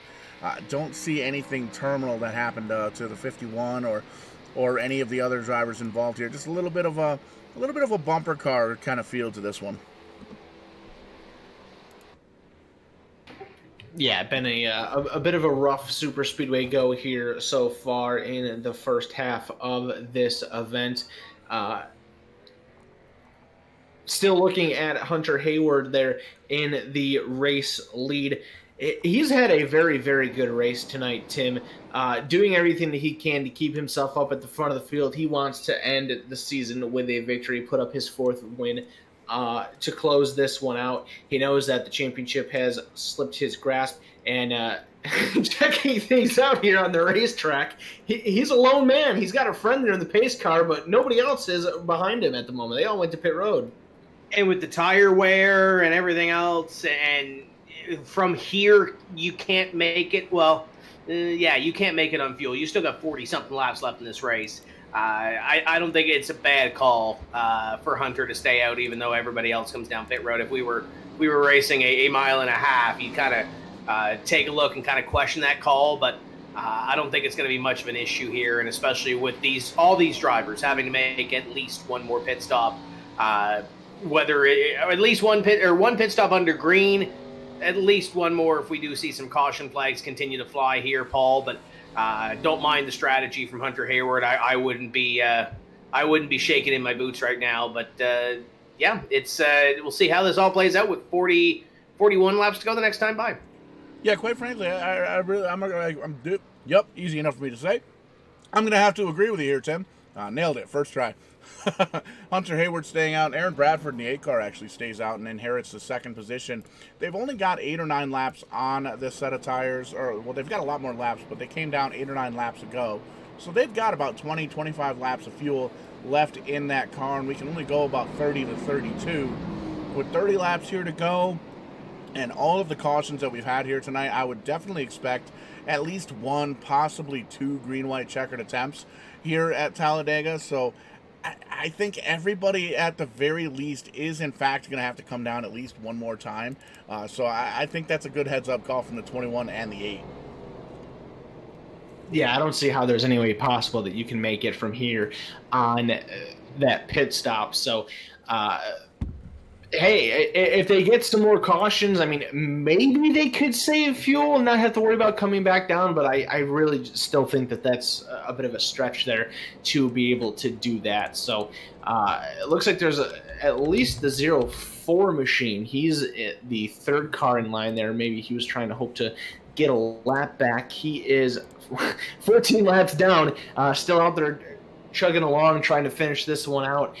He's been involved in a couple of incidents. He will not be able to get the wave around here because the top 2 cars are on the lead lap that are in front of him, so he's going to have to go to the back of the field.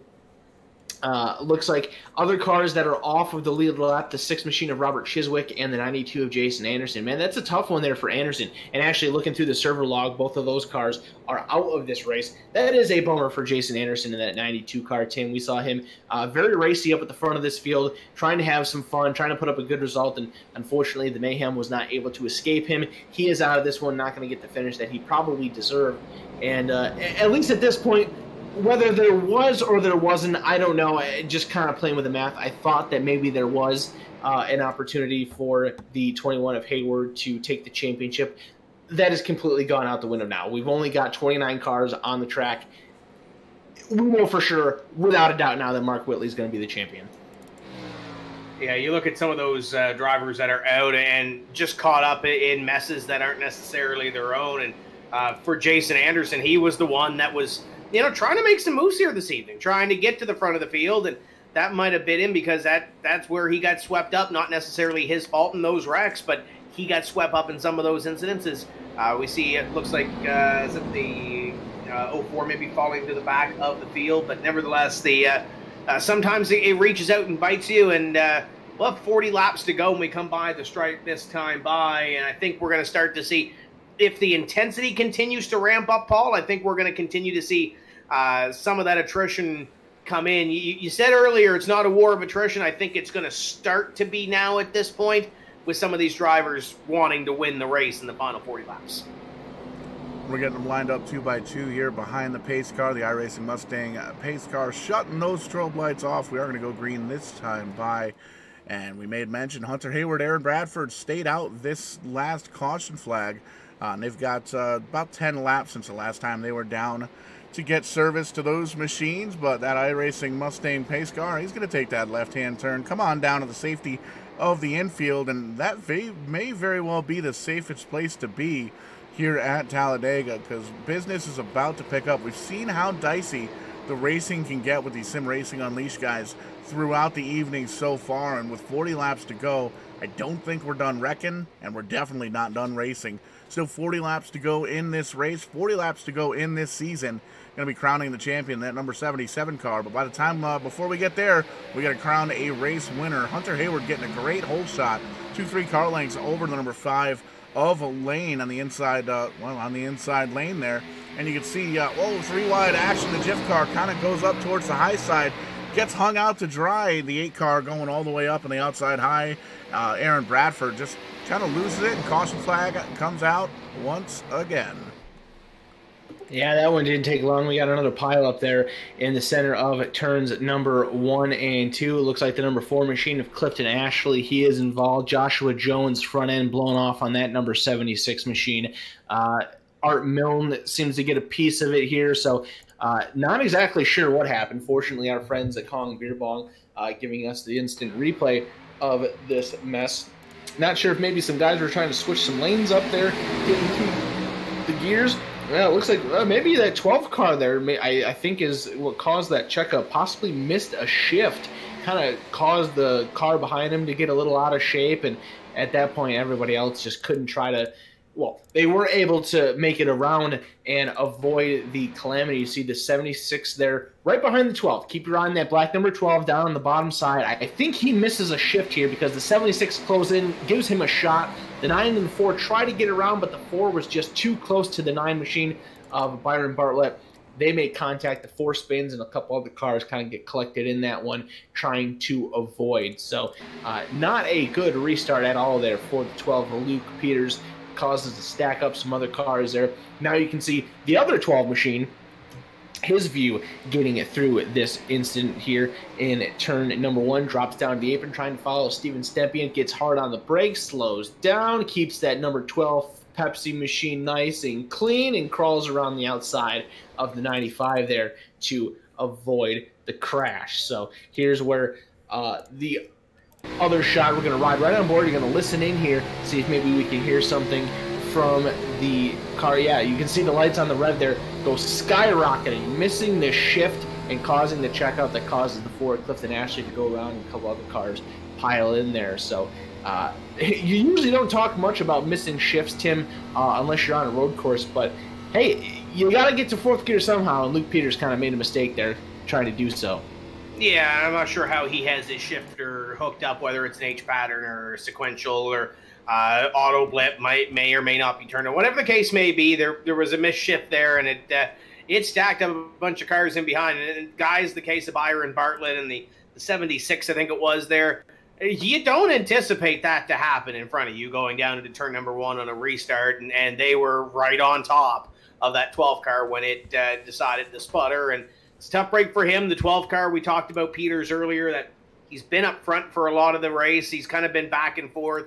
Seems like he has a magnet on him, Paul. Sometimes the bad luck chases you around some of these racetracks, and I think that seems to be what the 12 car has, and the bad luck bit him, at least on this caution flag. And I don't know if he has a quick repair or not, but we'll figure it out, and we'll see if he brings that thing back out onto the racetrack.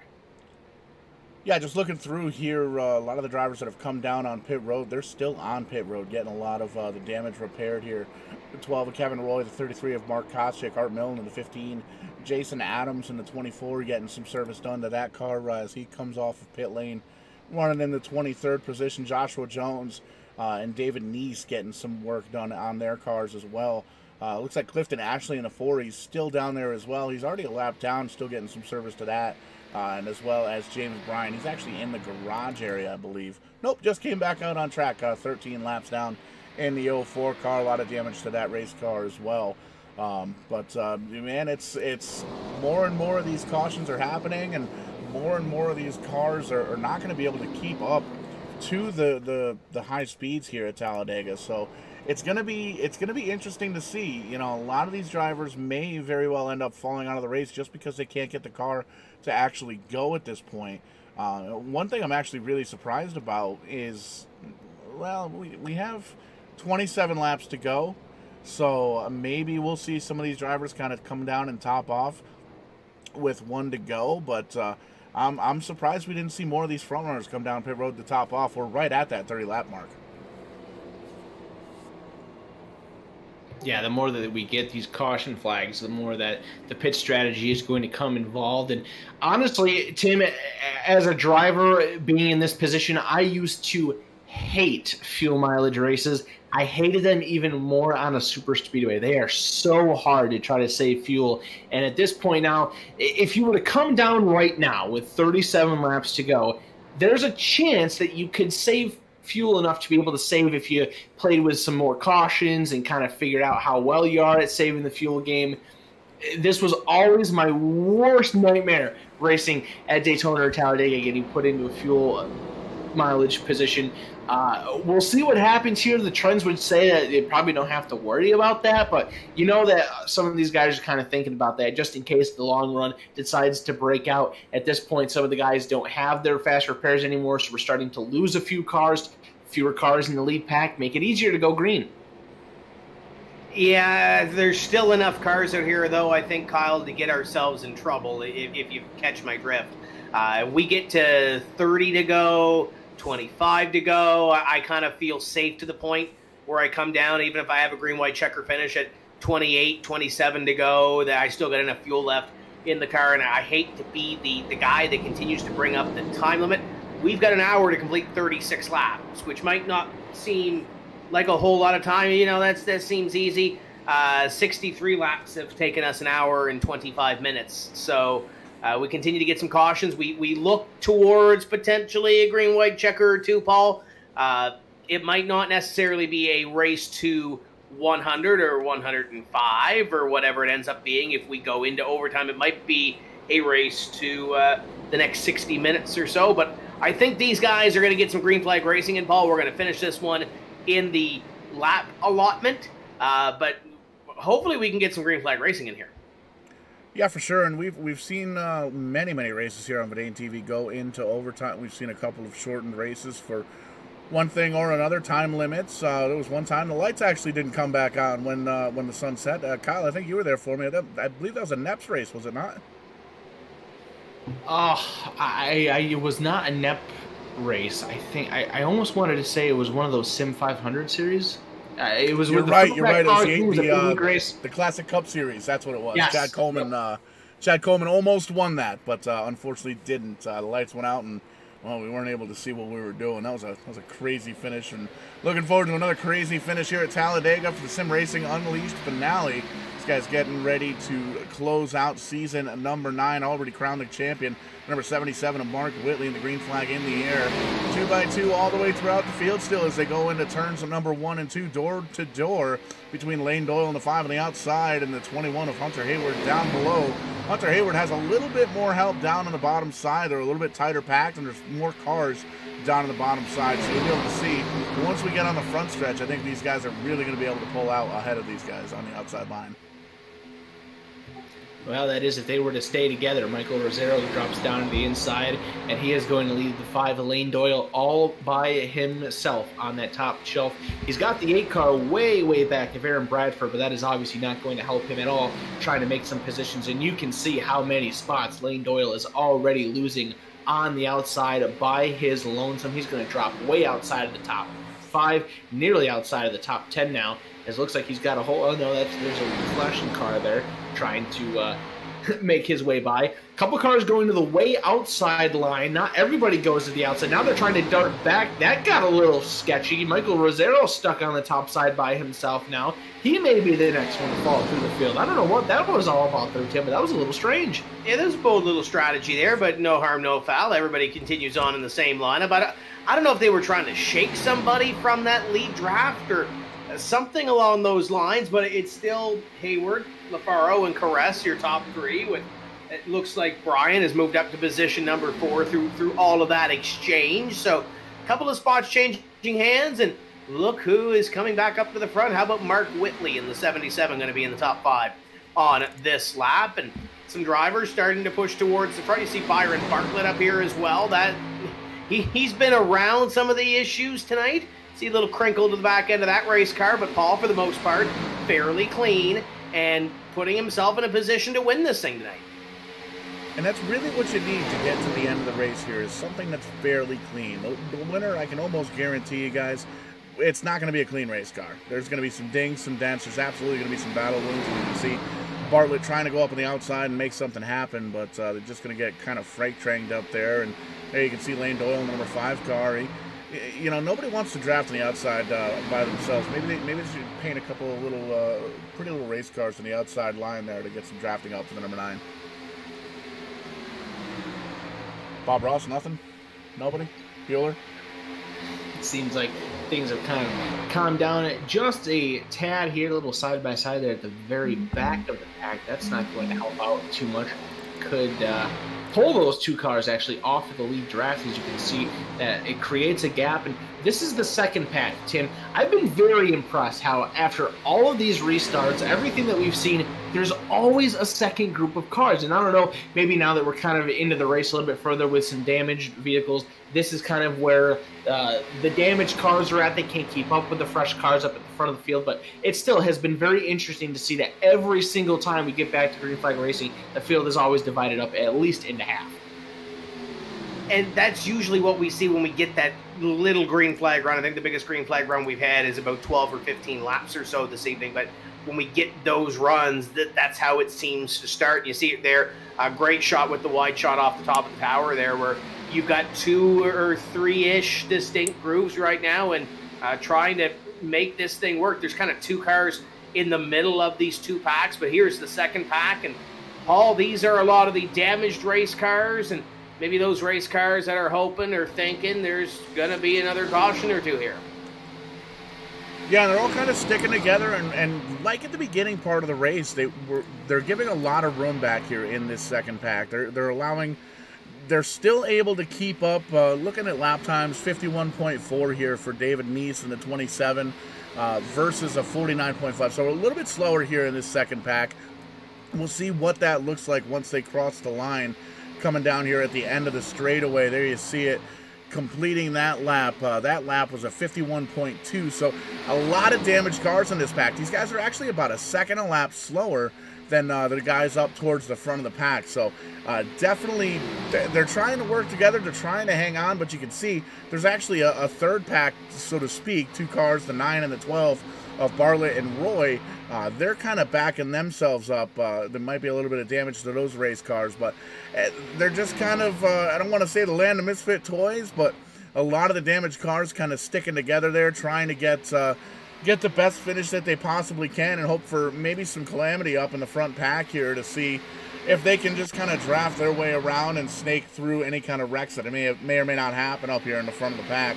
But you can see up here, still some race damaged cars, a lot of bends and breaks and bruises on these race cars, but not really as worse for wear as the guys in that second pack. No, not at all. That's why they've been able to pull out to this gap here and kind of keeping themselves away from as much competition as possible. Starting to see a couple cars jump to the top side there. The 5 of Lane Doyle, the 81 of Steven Stempian working their way up there. Again, just not getting the help that they need to make progress on passing cars down on the bottom. These guys seem to be content with riding around here, green flag, getting some laps in. Less than 30 to go this time, by 29 to be exact, once we hit the stripe. Now they're almost going to go 3 wide here. So starting to get a little race here, getting some more numbers there up at the back of the pack. But again, Tin, you need more than that. You need more momentum. You need more help. They're not going to be able to make any progress if they don't get more help. Could it be at this point, though, they all know they have less than 30 laps to go in this 128 when they come across the stripe? Maybe it's a fact that they've seen this 2-lane racing equate and factor into a couple of the yellow flags. We saw the 5 of Lane Doyle have a car in front of him on a couple of cautions, get a little bit sideways ahead of him with the air, and precipitate one of those yellow flags. The 51 of Buzz had a hard time at the trioval the last time by, trying to keep it down on the bottom 2 lanes, and Lane Doyle going to give him a little bit of room here, and again trying to keep that thing down, and the 51 just does not want to stick down there. So maybe it's trying to be a little bit cautious, but if they continue to do that, Lane wasn't able to get by the 51 of Buzz, and now, Paul, it looks like they have, I don't want to say they've lost the lead draft or they lost the cars in front of them. They haven't yet, but if they continue to do so, they're going to be a little bit smaller in the windshield. Now they get together, and we got our lead draft back. Yeah, and you can lose the draft here in the blink of an eye at Talladega, Daytona, any of these plate tracks, these big drafting tracks. You can see the 51 getting kind of shuffled up from the bottom once again, trying to hold on to that bottom side right by that double yellow line, but struggling with it a little bit. And Lane's doing a great job, giving him all the room that he needs to make sure that he's there. But as we get closer and closer to that checkered flag, that is going to wear off. You can give and take as much as you want here for the first 80 laps or the first even 90 laps, 95 laps. But once we get closer and closer to that checkered flag, the give and take starts to turn into take and take, and you're going to try and get as far up towards the front of the pack as you possibly can. And you're not going to want to give that extra room. You're not going to want to give that extra time or the extra breaks that you might have been given some of these guys throughout the entirety of the race. And one thing to keep in mind here, we're looking at about 12 to 16 laps on this green flag run right now since the last time these guys came down pit road. For the most part, it's been 25 laps since the leader Hunter Hayward's been down pit road in that 21 car. So he's going to have to come down 5-6 laps to get fuel for that car, as the laps the fuel mileage, you can get about 30 to 35 laps. So we might be seeing some green flag pit stops here. Yeah, and depending on what the fuel strategy is like for some of the other cars in this pack, Hunter Hayward staying out and leading as many laps as he had may not end up being the win move. Now, of course, that is all dependent on how many green flag laps we get from now until the end of this race. It's just going to depend. There could be different strategies throughout the field. Looking at that lead pack, I know that there are a couple cars that have been involved in some incidents. We talked about Mark Whitley at the very beginning of this race. Steven Stempian has been involved in a crash or two, the car running right behind him, also getting caught up in an incident. Michael Yarrow there in the 95. So going to be very interesting to see here if we can stay green and what kind of presents itself with green flag pit stops. As mentioned, Tim, Hayward been off of pit road for a little over 20 laps now. I would assume that that's not the case with some of the other guys throughout this field. Just one of the very interesting things that we're going to have to follow here in the final quarter of this race. I see a couple of cars going a lap down, but I think the one car that I'm impressed of, and Paul mentioned it earlier, the car that wins this race is probably going to have a couple of battle scars on it. Nicholas Luby, back of this lead pack, and they spent a lot of time on pit road. You remember a couple of laps ago where that car was completely beat up on the back end? It's not pristine, but that car looks pretty good considering what it was. And Paul, I don't think they had a quick repair in the pocket considering they spent so much time on pit road, but car looks good, just hanging out at the back, doing what he needs to do, and now we're starting to see the outside line. And this is really when business is getting ready to pick up here. Less than 25 laps to go, and you can see these guys, they've been kind of working towards the back of this pack, the back of the lead pack, but they've been able to hold on to the lead. They've been in this lead draft for the entirety of the race. they've been able to do their homework and kind of study who's doing what. They know what Hunter Hayward's going to have to do here. They know that he's going to have to come down pit road here in a couple of laps. So do some of these drivers take the risk of making a green flag pit stop and coming down with Hunter Hayward, knowing that he's fast? He's one of the fastest drivers here at Talladega. Or do they just kind of work together and try and kind of shove him towards the back? As you can see, the 13 kind of working his way up through, kind of getting around. You see him side by side right now with the points leader and the Season 9 champion, Mark Whitley, in the 77. And he's going to keep on marching forward in the 13. And that high side actually has more cars in it than the bottom side. So getting later and later into this run, we're going to see more and more drivers get up to the front there. And you can see the high side making it pay off. They're actually pushing the 81 of Steven Stepien up towards the lead. I think this is the first time all night long where we've seen the outside with more cars and actually take advantage. Michael Yarrow thought about getting around Steven Stepien. Stepien saw it coming, wanted no of it. Now we're 3 wide. Luby in the middle here, getting a little bit racy coming to 22 laps to go. Luby with no help. He's going to fall to the back of the field. Rosero now leading that outside line, make that Braden caress. And now you see the bottom side starting to get the numbers back. Got a little racy there for a moment, Tim, and now everybody kind of getting back to the bottom. Maybe they got a little spooked with what they saw. It got a little intense there for a moment. The action pretty good, side by side through the whole field. A quick 3 wide, and now we're going to go back single file throughout most of the field here. Rosero still leading that top side. Whitley trying to help out, but kind of back to status quo from what we've seen.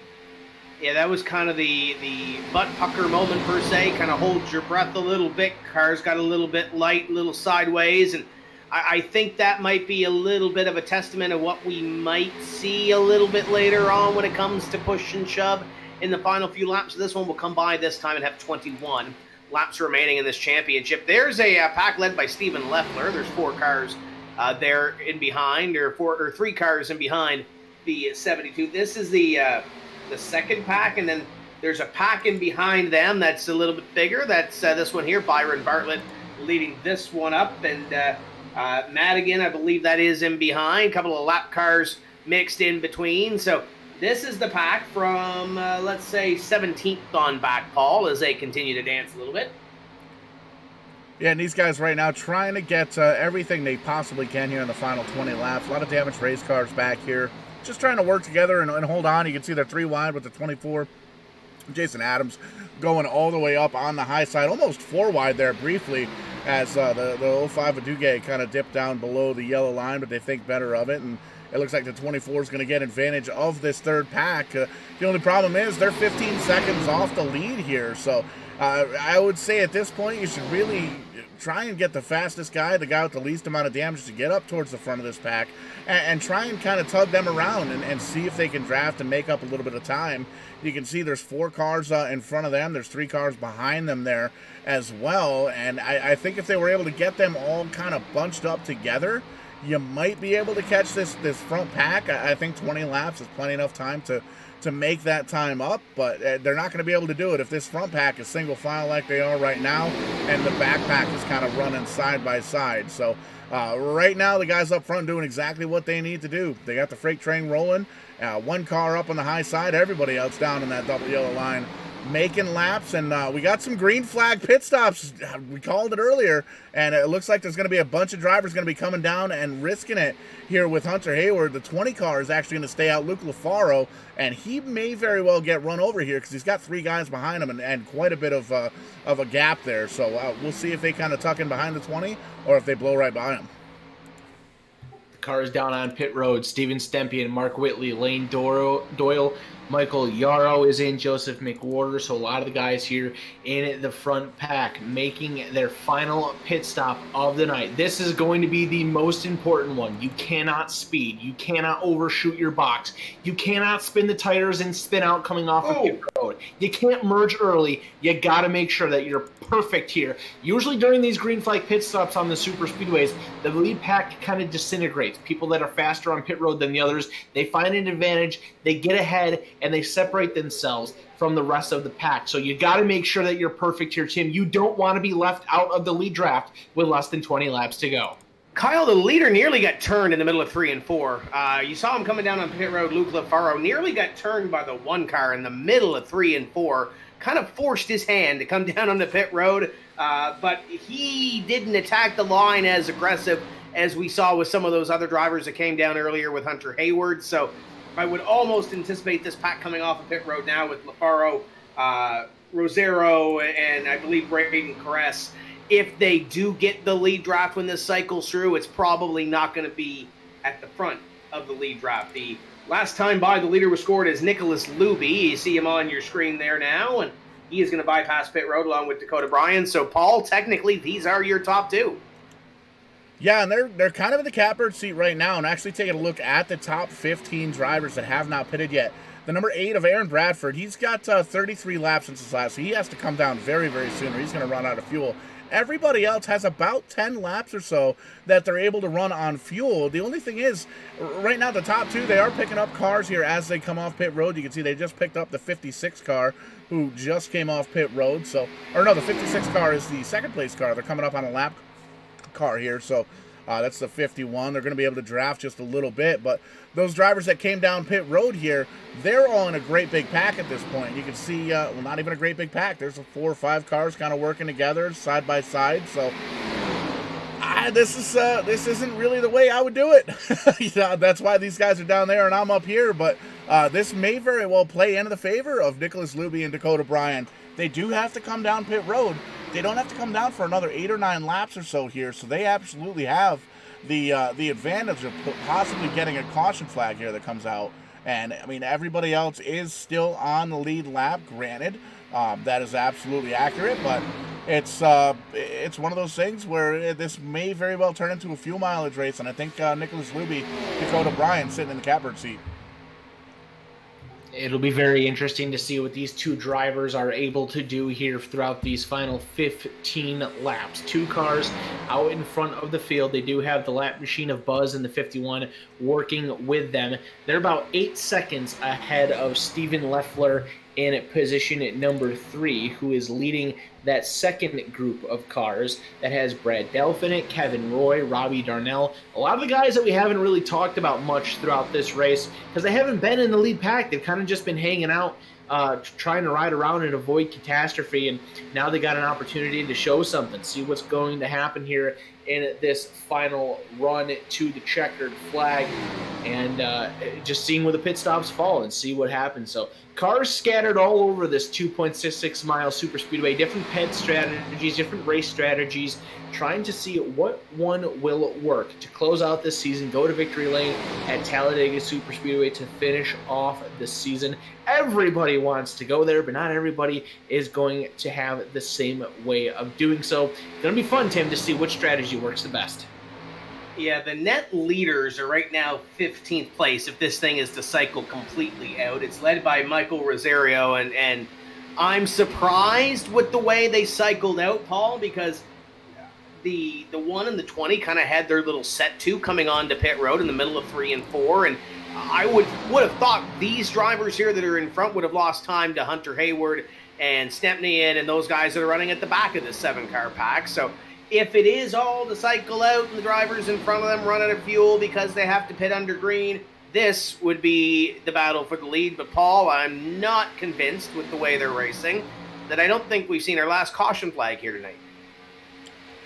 I definitely think you're right, and one thing I'm taking a quick peek at, I'm just looking at the timing and scoring from Aaron Bradford here, the number 8 car. He's been on track for 37 laps since the last time he came down pit road. I think you might see some guys try and gamble here. There you can see the 8 car right now, the Jiff car, second car in the line. He's been able to really stretch it out. You can see he's kind of drafting right behind the 27 of Neese, David Neese, and I think we might see some of these top 10, 15 drivers that haven't come down try and press the issue here. 12 laps to go, and a lot of these drivers, about 25 laps or so since their last pit stop. I'm no mathematician. We usually we got Kyle for that, but man, oh man, it's going to be tight. It's going to be really tight on fuel with these top group of cars here, and we can see the second pack here led by Steven Leffler getting a little bit bigger. They picked up a couple of lap cars here. There you can see the 24 and a couple of other cars joining in the mix. They're going to get it all sorted out. they've made up about 2 seconds or so over the past 3 or 4 laps on the leaders, the 13 and the 56 of Nicholas Luby and Dakota Bryan. So once these guys get it sorted out and they get lined back up single file, really going to see this pack start to catch up towards the front. There you can see Jason Adams up on the high side, running 7th. Great run for the 24 car so far.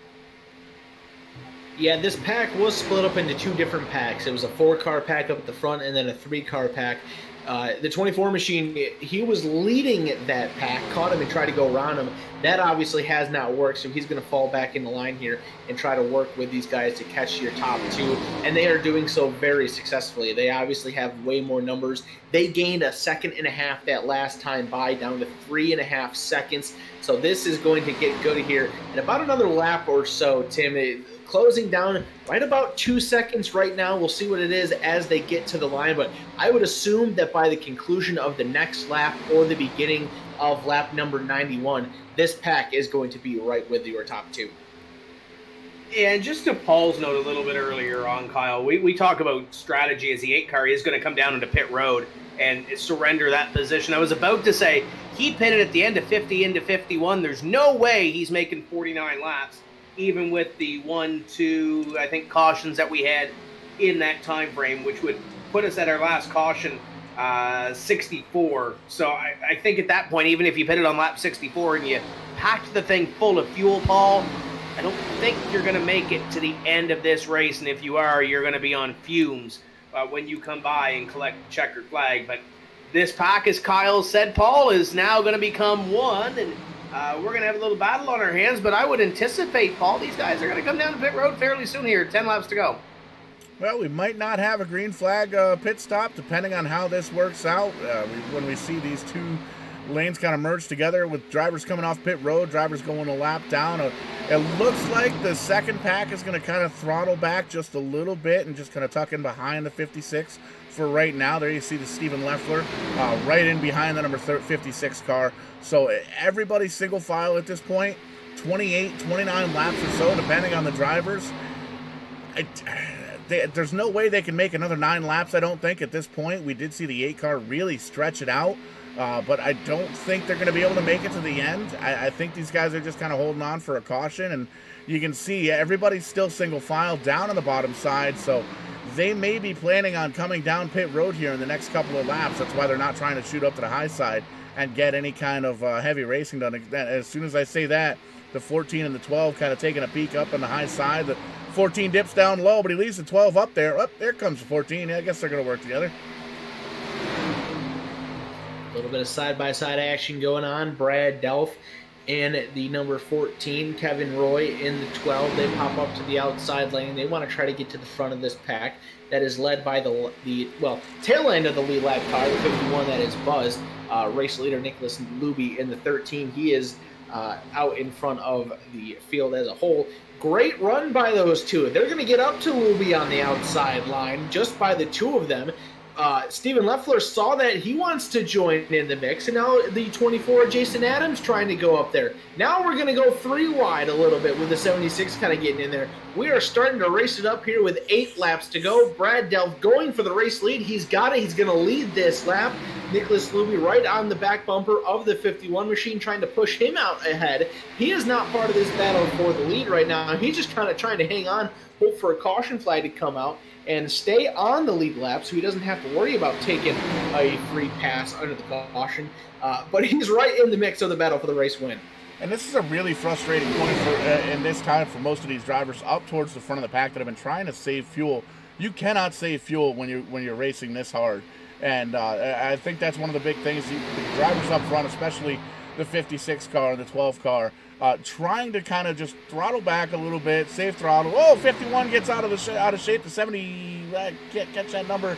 13, the 13 goes all the way down below the yellow line. He's going to come back up. I think they're going to get it sorted out, kind of, sort of. Once they give a little bit more room to the drivers down in the apron, they get it fixed. Everybody's still pointing in the right direction. Sketchy scenario there, but these drivers are trying to save fuel, and it's not quite going to work out when you're racing this hard. I still don't think they've got enough to finish this race. We're going to cross the line here with 5 laps to go, 32 laps since the last pit stops. It's going to be an interesting last couple of laps here, boys. These guys are not giving up. They're still going to try, still hoping for that yellow, still trying to see what is going to happen. Brad Delph getting.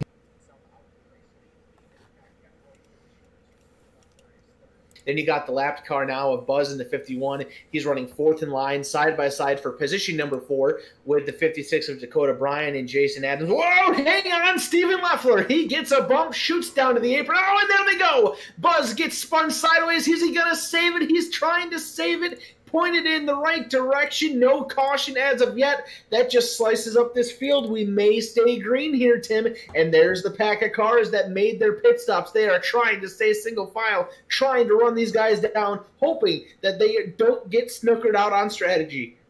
And you know what? They've been gaining time with these drivers in front of them going side by side and racing really hard for position, and with the pack kind of being split up in front of it, if these drivers, as hard as it's going to be to stay even, stay single file and get up there, these drivers I think are going to have a better chance. Now, they were closing about a second a lap. They needed a little bit more, and with the front pack kind of discombobulated right now, Paul, I think that's the break they kind of needed. They chopped off 4 seconds, I believe, or 2 seconds, check that, the last time by, but the pack that was 8 up in front is now 4 and 4, and then a lap car mixed in between. So it's all changed with 5 to go.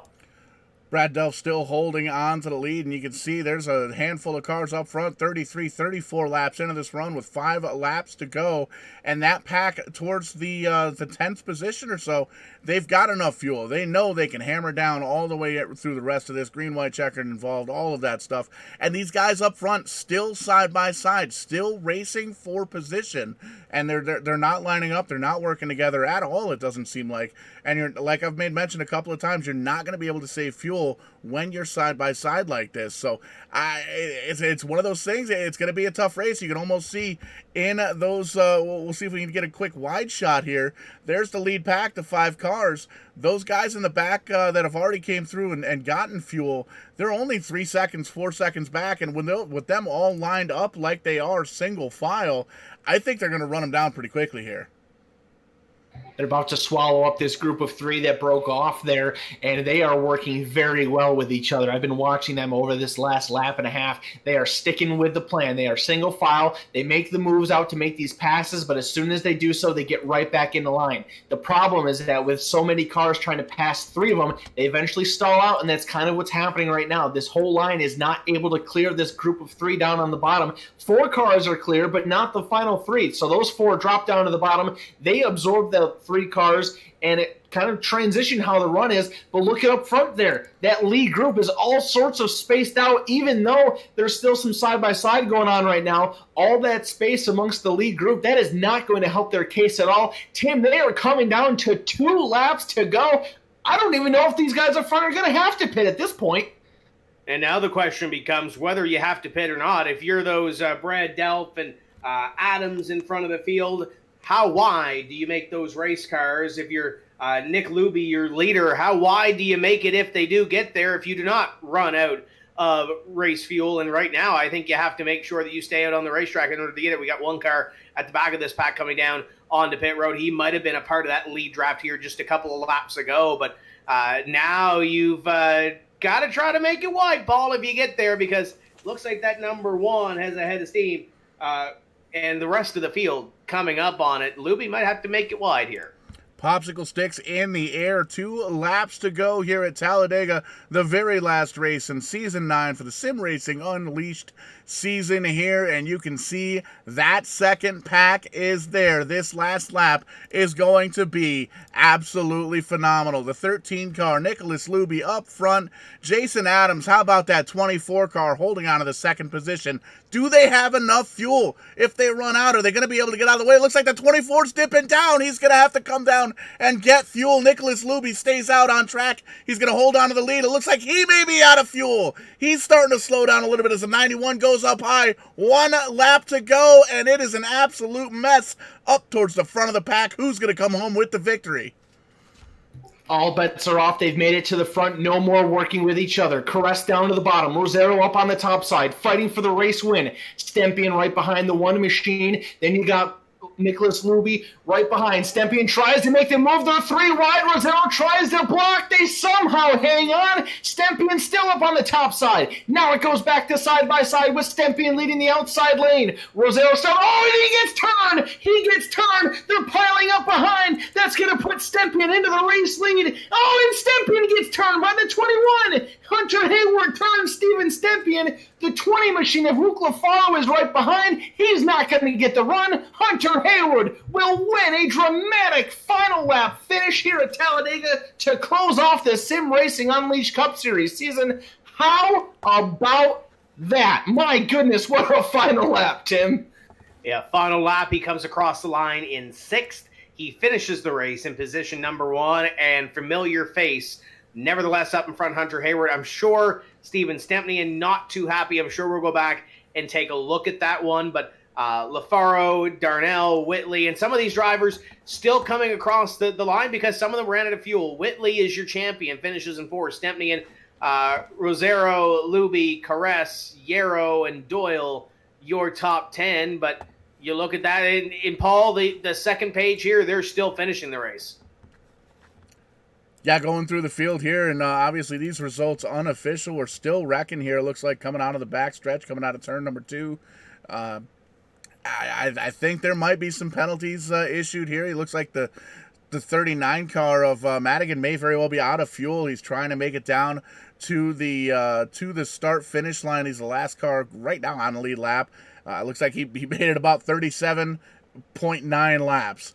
Trying to get by that Dash for Cash logo there on the grass. He's going to kind of putt along. Maybe he can get somebody out there to get him a little bit of a push as the 21 burns him down, as does the 77. You see Whitley down there with the championship burnout celebration. He comes home 4th here tonight. And just looking through the field here, Joseph McWhorter finishes 11th. Jason Adams, man, having to come down pit road on that very last lap to top off and get enough fuel to get to the finish, comes home 12th. Stephen Leffler rounds out or finishes 13th.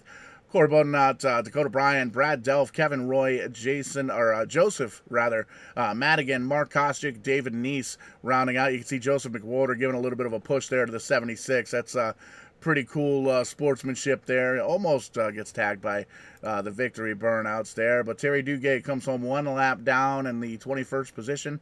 Aaron Bradford, Buzz, and Brian Bartlett finished 1 lap down. Art Milne 2 laps down. Luke Peters 3, and then multiple laps down for James Bryan, Joshua Jones, Clifton Ashley, Dave Bush rounding out the top 30, and finishing up the field, Jason Anderson, Robert Cheswick, and Eric Heater and Aaron Brown. So a great race here for the championship race at Talladega. 100 laps on the board. Picked him up, put him down. Hunter Hayward did everything he possibly could to possibly try and steal that championship away from Mark Whitley, but to no avail. Still going to be that 77 taking that championship. But Tim, I believe you've caught up with tonight's winner, the number 21 of Hunter Hayward. Hunter, I know you've been involved in some of these wild sim racing finishes before, but where does this one stack up?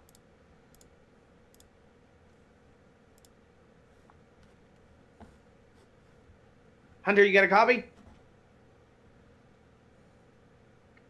Well, Paul will try to get some wires put together, but we'll see if we can't get a hold of Luke Lafaro, who finishes in position number 2.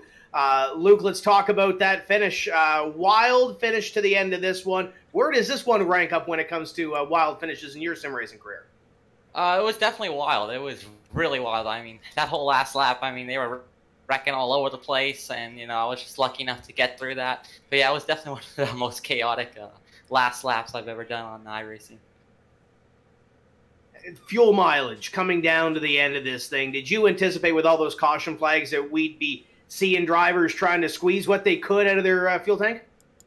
Oh, yeah, I had no idea. I knew I was going to be close, but I should have topped off the last caution there, but I didn't because the way the race was going, I thought there were going to be more yellows. So then I realized, everybody was kind of single file, and I was like, I'm not going to make it. So I had a pit there, and luckily it worked out. It's at the end of this season, but how big is it to get a second place finish in this very competitive league? It's definitely very satisfying. I'm very happy. Obviously it's a restrictor plate, but still, I could take what I get. It's a very proud of myself getting second place. Marketing partners, teammates, who makes it happen to get you to the racetrack each week? I want to thank my parents for letting me race, and I want to thank a couple of my friends that are in the league that I race with helping me out with strategy. I want to thank you guys for putting on the broadcast. You guys do a great job. Congratulations on the second place finish. Yep, thank you. That's Luke Lafaro and Kyle. We'll see if we maybe can't dial up our winner once again. I know he was very excited, but Kyle, see if you can dial him up. Yeah, we'll give it a try here. Hunter Hayward, you got a copy, my friend. Victory Lane, how does it feel? I got a copy, sir, and it definitely doesn't feel as good as it usually does when you get together with the teammate at the end. But I'm still happy we got to win the race, the championship race here. Maybe not come home the champion. Congratulations to Whitley, but it still feels nice to come back in victory lane today. Take us through that whole green flag run there at the end. You being part of the group that had to come down and make the green flag pit stop. There was a group of cars that was trying not to pit, trying to stay out in front of you guys. It seemed like the teamwork worked very, very well between you in that second pack, but were there any concerns at all that maybe you weren't going to get there or that those guys were going to somehow find a way to beat you? Yeah, so with around 15 to go, or when we pitted, we knew that we couldn't make it, especially when I had about less fuel than anyone else in the race. But I know I was talking to Stimpian, and he was on the latest, the highest amount of fuel you could get after the latest caution. So we were talking, he couldn't make it as well. So we were talking about a short pitting strategy, and he said we just want to get an advantage on everyone else since he knows that everyone else couldn't make it, and it worked out. We knew we just had to keep staying in a line and pushing and chugging our way up to that lead pack that was saving, and we finally made it. I'm going to take you through that last lap. I was just trying to stay on Stimpian's bumper that whole time, make my way around, and then get around Stimpian. And coming off of 4, I tried to pass him on the inside. I swore I heard outside from my spotter. I may have misjudged, or there may have been some net code, but that's just not a way to win a race. I feel bad about taking out my teammate. I feel like Joey Logano, but it definitely sucks. It's a bittersweet victory, and it's definitely going to be a rough team meeting in this next couple of weeks. You made mention just a few moments ago, it wasn't good enough for the championship this season, but even still, 4 victories on the year, a second place points runner-up. Maybe it wasn't everything that you were hoping for it to be, but overall, not a bad season at all to hang your head on for anything. No, not at all. I'm very glad we've been able to compete even again after coming off a championship last season. I'm still very grateful. We had a really good run this year, just not as good as Whitley with his 5-6 victories. But I'm just still thankful that we were able to just get our car on the track every single week, work with my team to be able to run up to the front every single week and get those 4 victories. I know this one may not feel as good as the rest, but I'm still going to keep my head high. But yeah, our PlanBSales.com Chevy was all good every single race, every single year. And I'm just still grateful that we were able to get a runner-up finish in the points this year. You mentioned Plan B sales there on the hood. Who else makes it happen for you in this 21 car this season? Yeah, just all my teammates, Dave Bush, Steven Stimpian, all my family that watches out there. Everyone else over at my other team in Category 5 that helps me out, Zach, Cedric, everyone out there who helps me. Just all my family out there, this league for letting me in, you guys for broadcasting our races every single week. I'm very grateful. And, of course, my sponsor, Plan B Sales, let me give them a quick shout-out. Plan B Sales is the largest independent distributor of NASCAR and other racing diecasts. Retail customers can also visit CircleBdiecast.com, where you can use code HH48, HH as in Hunter Hayward, for free shipping on orders over $20. So go check them out. Make sure to go use Coach HH48. That's Hunter Hayward, winner tonight here at the Talladega Superspeedway for the season finale for the Sim Racing Unleashed Cup Series. Second place finish in the points, 4 victories on the season. A great season, a great race for him tonight. feels some remorse there for the final lap contact, but either way, still brought it home in victory lane and wrapping up the season the best way that he could. Paul, we'll send things over to you here to chit-chat with our third-place finisher. We didn't really mention Robbie Darnell's name too much throughout this race, but he made his name known at the end and picks up a very good finish to finish up his season. Yeah, talk about a nerve-wracking finish. Really trying to take a look at all the dashboard lights and coming across. We're looking at timing and scoring. We're showing 37 laps the distance you made on that last tank of fuel, Robbie. And is it one of those things where you're paying attention? Did you know how tight you were on fuel, or was it one of those deals where you took some electrical tape and just kind of put it across all the blinky lights on the dash and just pedal down and go? I was watching. We had my teammate Leffler was out front, and we were just trying to save as much fuel, and we caught a pack in front of us, and we were able to save even more. And I run out just off of turn 2. That's when I ran out of fuel. So just enough to get the job done here. A solid third-place finish here tonight for the 44 crew, and it's a crazy race here throughout the night. A lot of caution laps earlier on, but ended the night with some green flag pit stops and found that 44 car in the third spot, the podium finish here. And looks like we got Hillsburg Feed Company on the hood of the car. Who else gets it done for the 44 crew? Who gets you to and from the virtual racetrack? Well, just I like Dasani water too. I think that's on there. But just want to shout out to my wife and kids for letting me race. And they were in a wreck recently, and they all got hurt pretty bad. And this has kind of been my escape. And I'm glad it's my home track too, so I'm glad to bring it home in third. And shout out to 22Q Racing as well for letting me be part of them. And I really appreciate it. So solid finish here tonight for the Robbie Darnell machine, man. We hope everybody heals up nice and quick, and that's a tough break, but hopefully everybody gets well nice and gets well soon. Thank you very much. Appreciate y'all carrying us this year too. 100%. Love to hear it. And Kyle, going to slide it down to have a few words with our champ. Came in with a pretty good cushion here tonight and walked away fourth place finish for Mark Whitley. Mark Whitley, season champion here with the SimRacing Unleashed Cup Series. Mark, the race started off for you not all that great, but it went incident-free for you for the rest of the way. You made yourself known. You tried your best to steal all the glory tonight and go to victory lane while claiming the championship. Weren't able to do that, but it sure looked like you had a great race tonight. Yeah, since iRacing did this new package, I hadn't run any races on it, so my first experience was in practice, and I couldn't believe how different it was. It was such a steep learning curve to try to learn 30 minutes before the race. But earlier in the race, I was just trying to get the high line working with Jordan Anderson, and we were just kind of going, and I didn't really think I got into him that much, but he got squirrely, and it just caused a big old mess. And then after that, it was just kind of like, well, I just wasted my fast repair on lap 8. That's not what I wanted to do.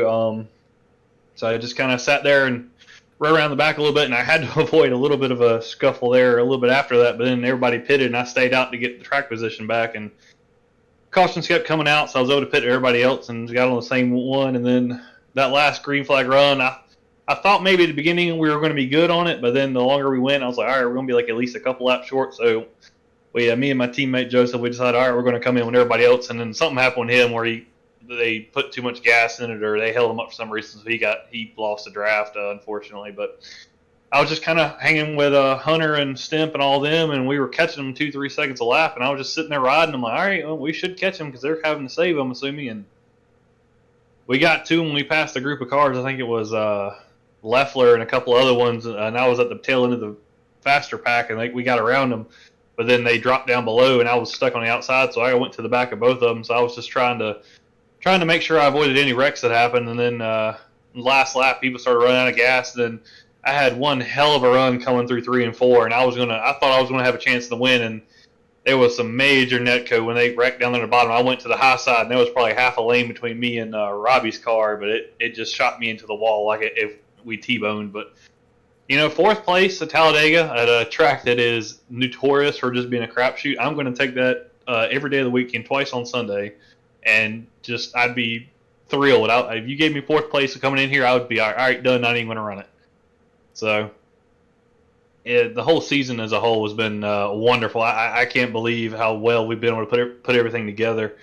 I wanted my 2 goals for the night was make sure I finish the race on the lead lap and I finish in the top 10, because that means I've completed every single lap of this race of this season and finished every race in the top 10. So that was my 2 goals coming in, and I was able to achieve them. It was a little sketchy to begin with, but we were able to get it together, and at the end we were there when it mattered.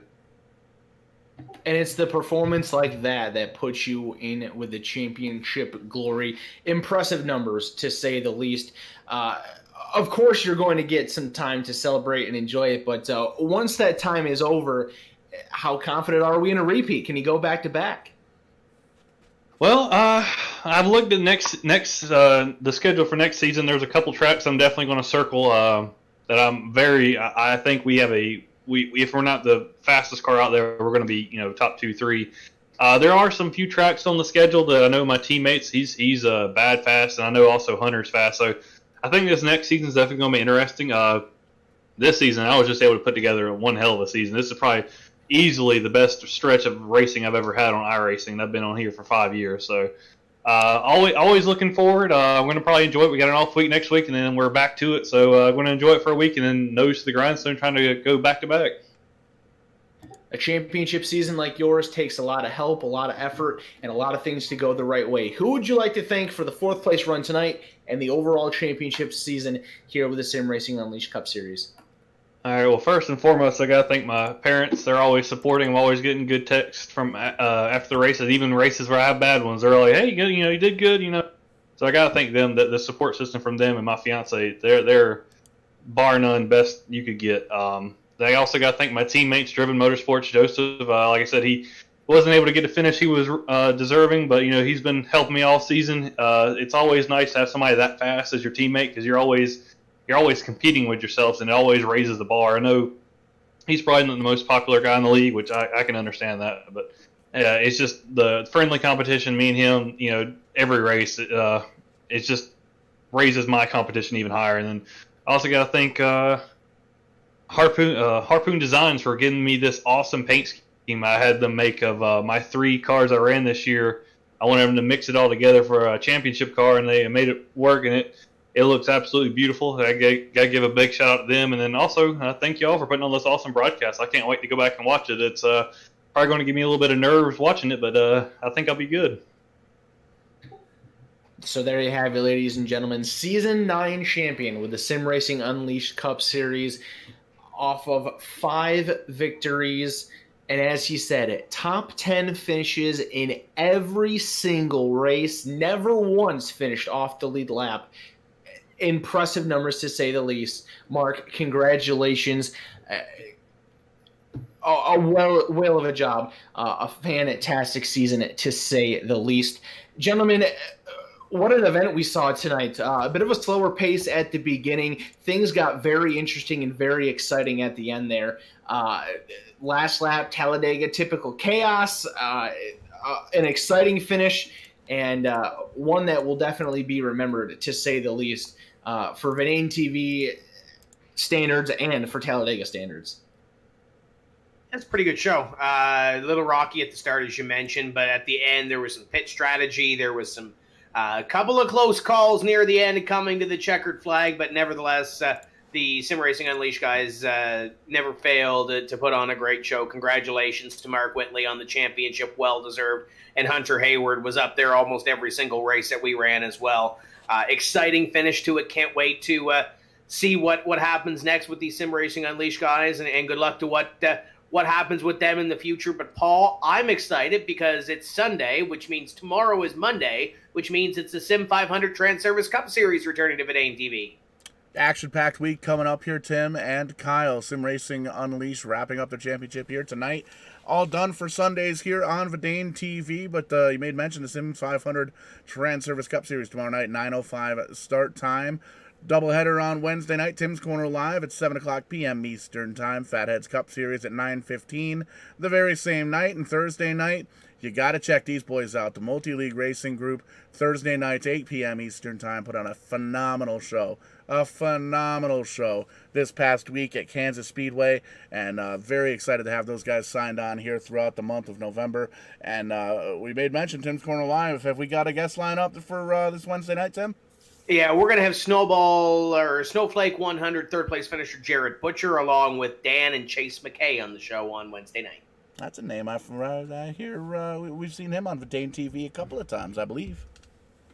Absolutely, with the Maritime Pro Stock Tour and with the Tim's Corner Motorsports gang. But yeah, it's going to be an exciting show. Going to be lots of good race talk. Absolutely. I want to thank our sponsors here tonight one more time. Budget Sim Boxes, easy enough for me to say, jumping on board for the series sponsorship.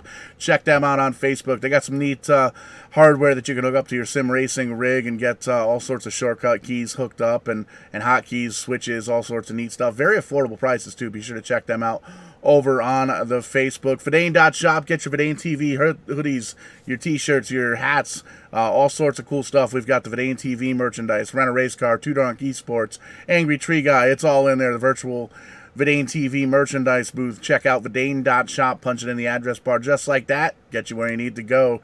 Kong Beer Bong. Be the life of the party and let the good times get better. Check them out. Kong.twodrunk.net. Make a lot of beer disappear very, very quickly. And Verdane TV always reminds you to drink responsibly. Don't forget that. Verdane Marketing Solutions, LLC. You concentrate on making that cargo. We'll concentrate on the T-shirts and everything else.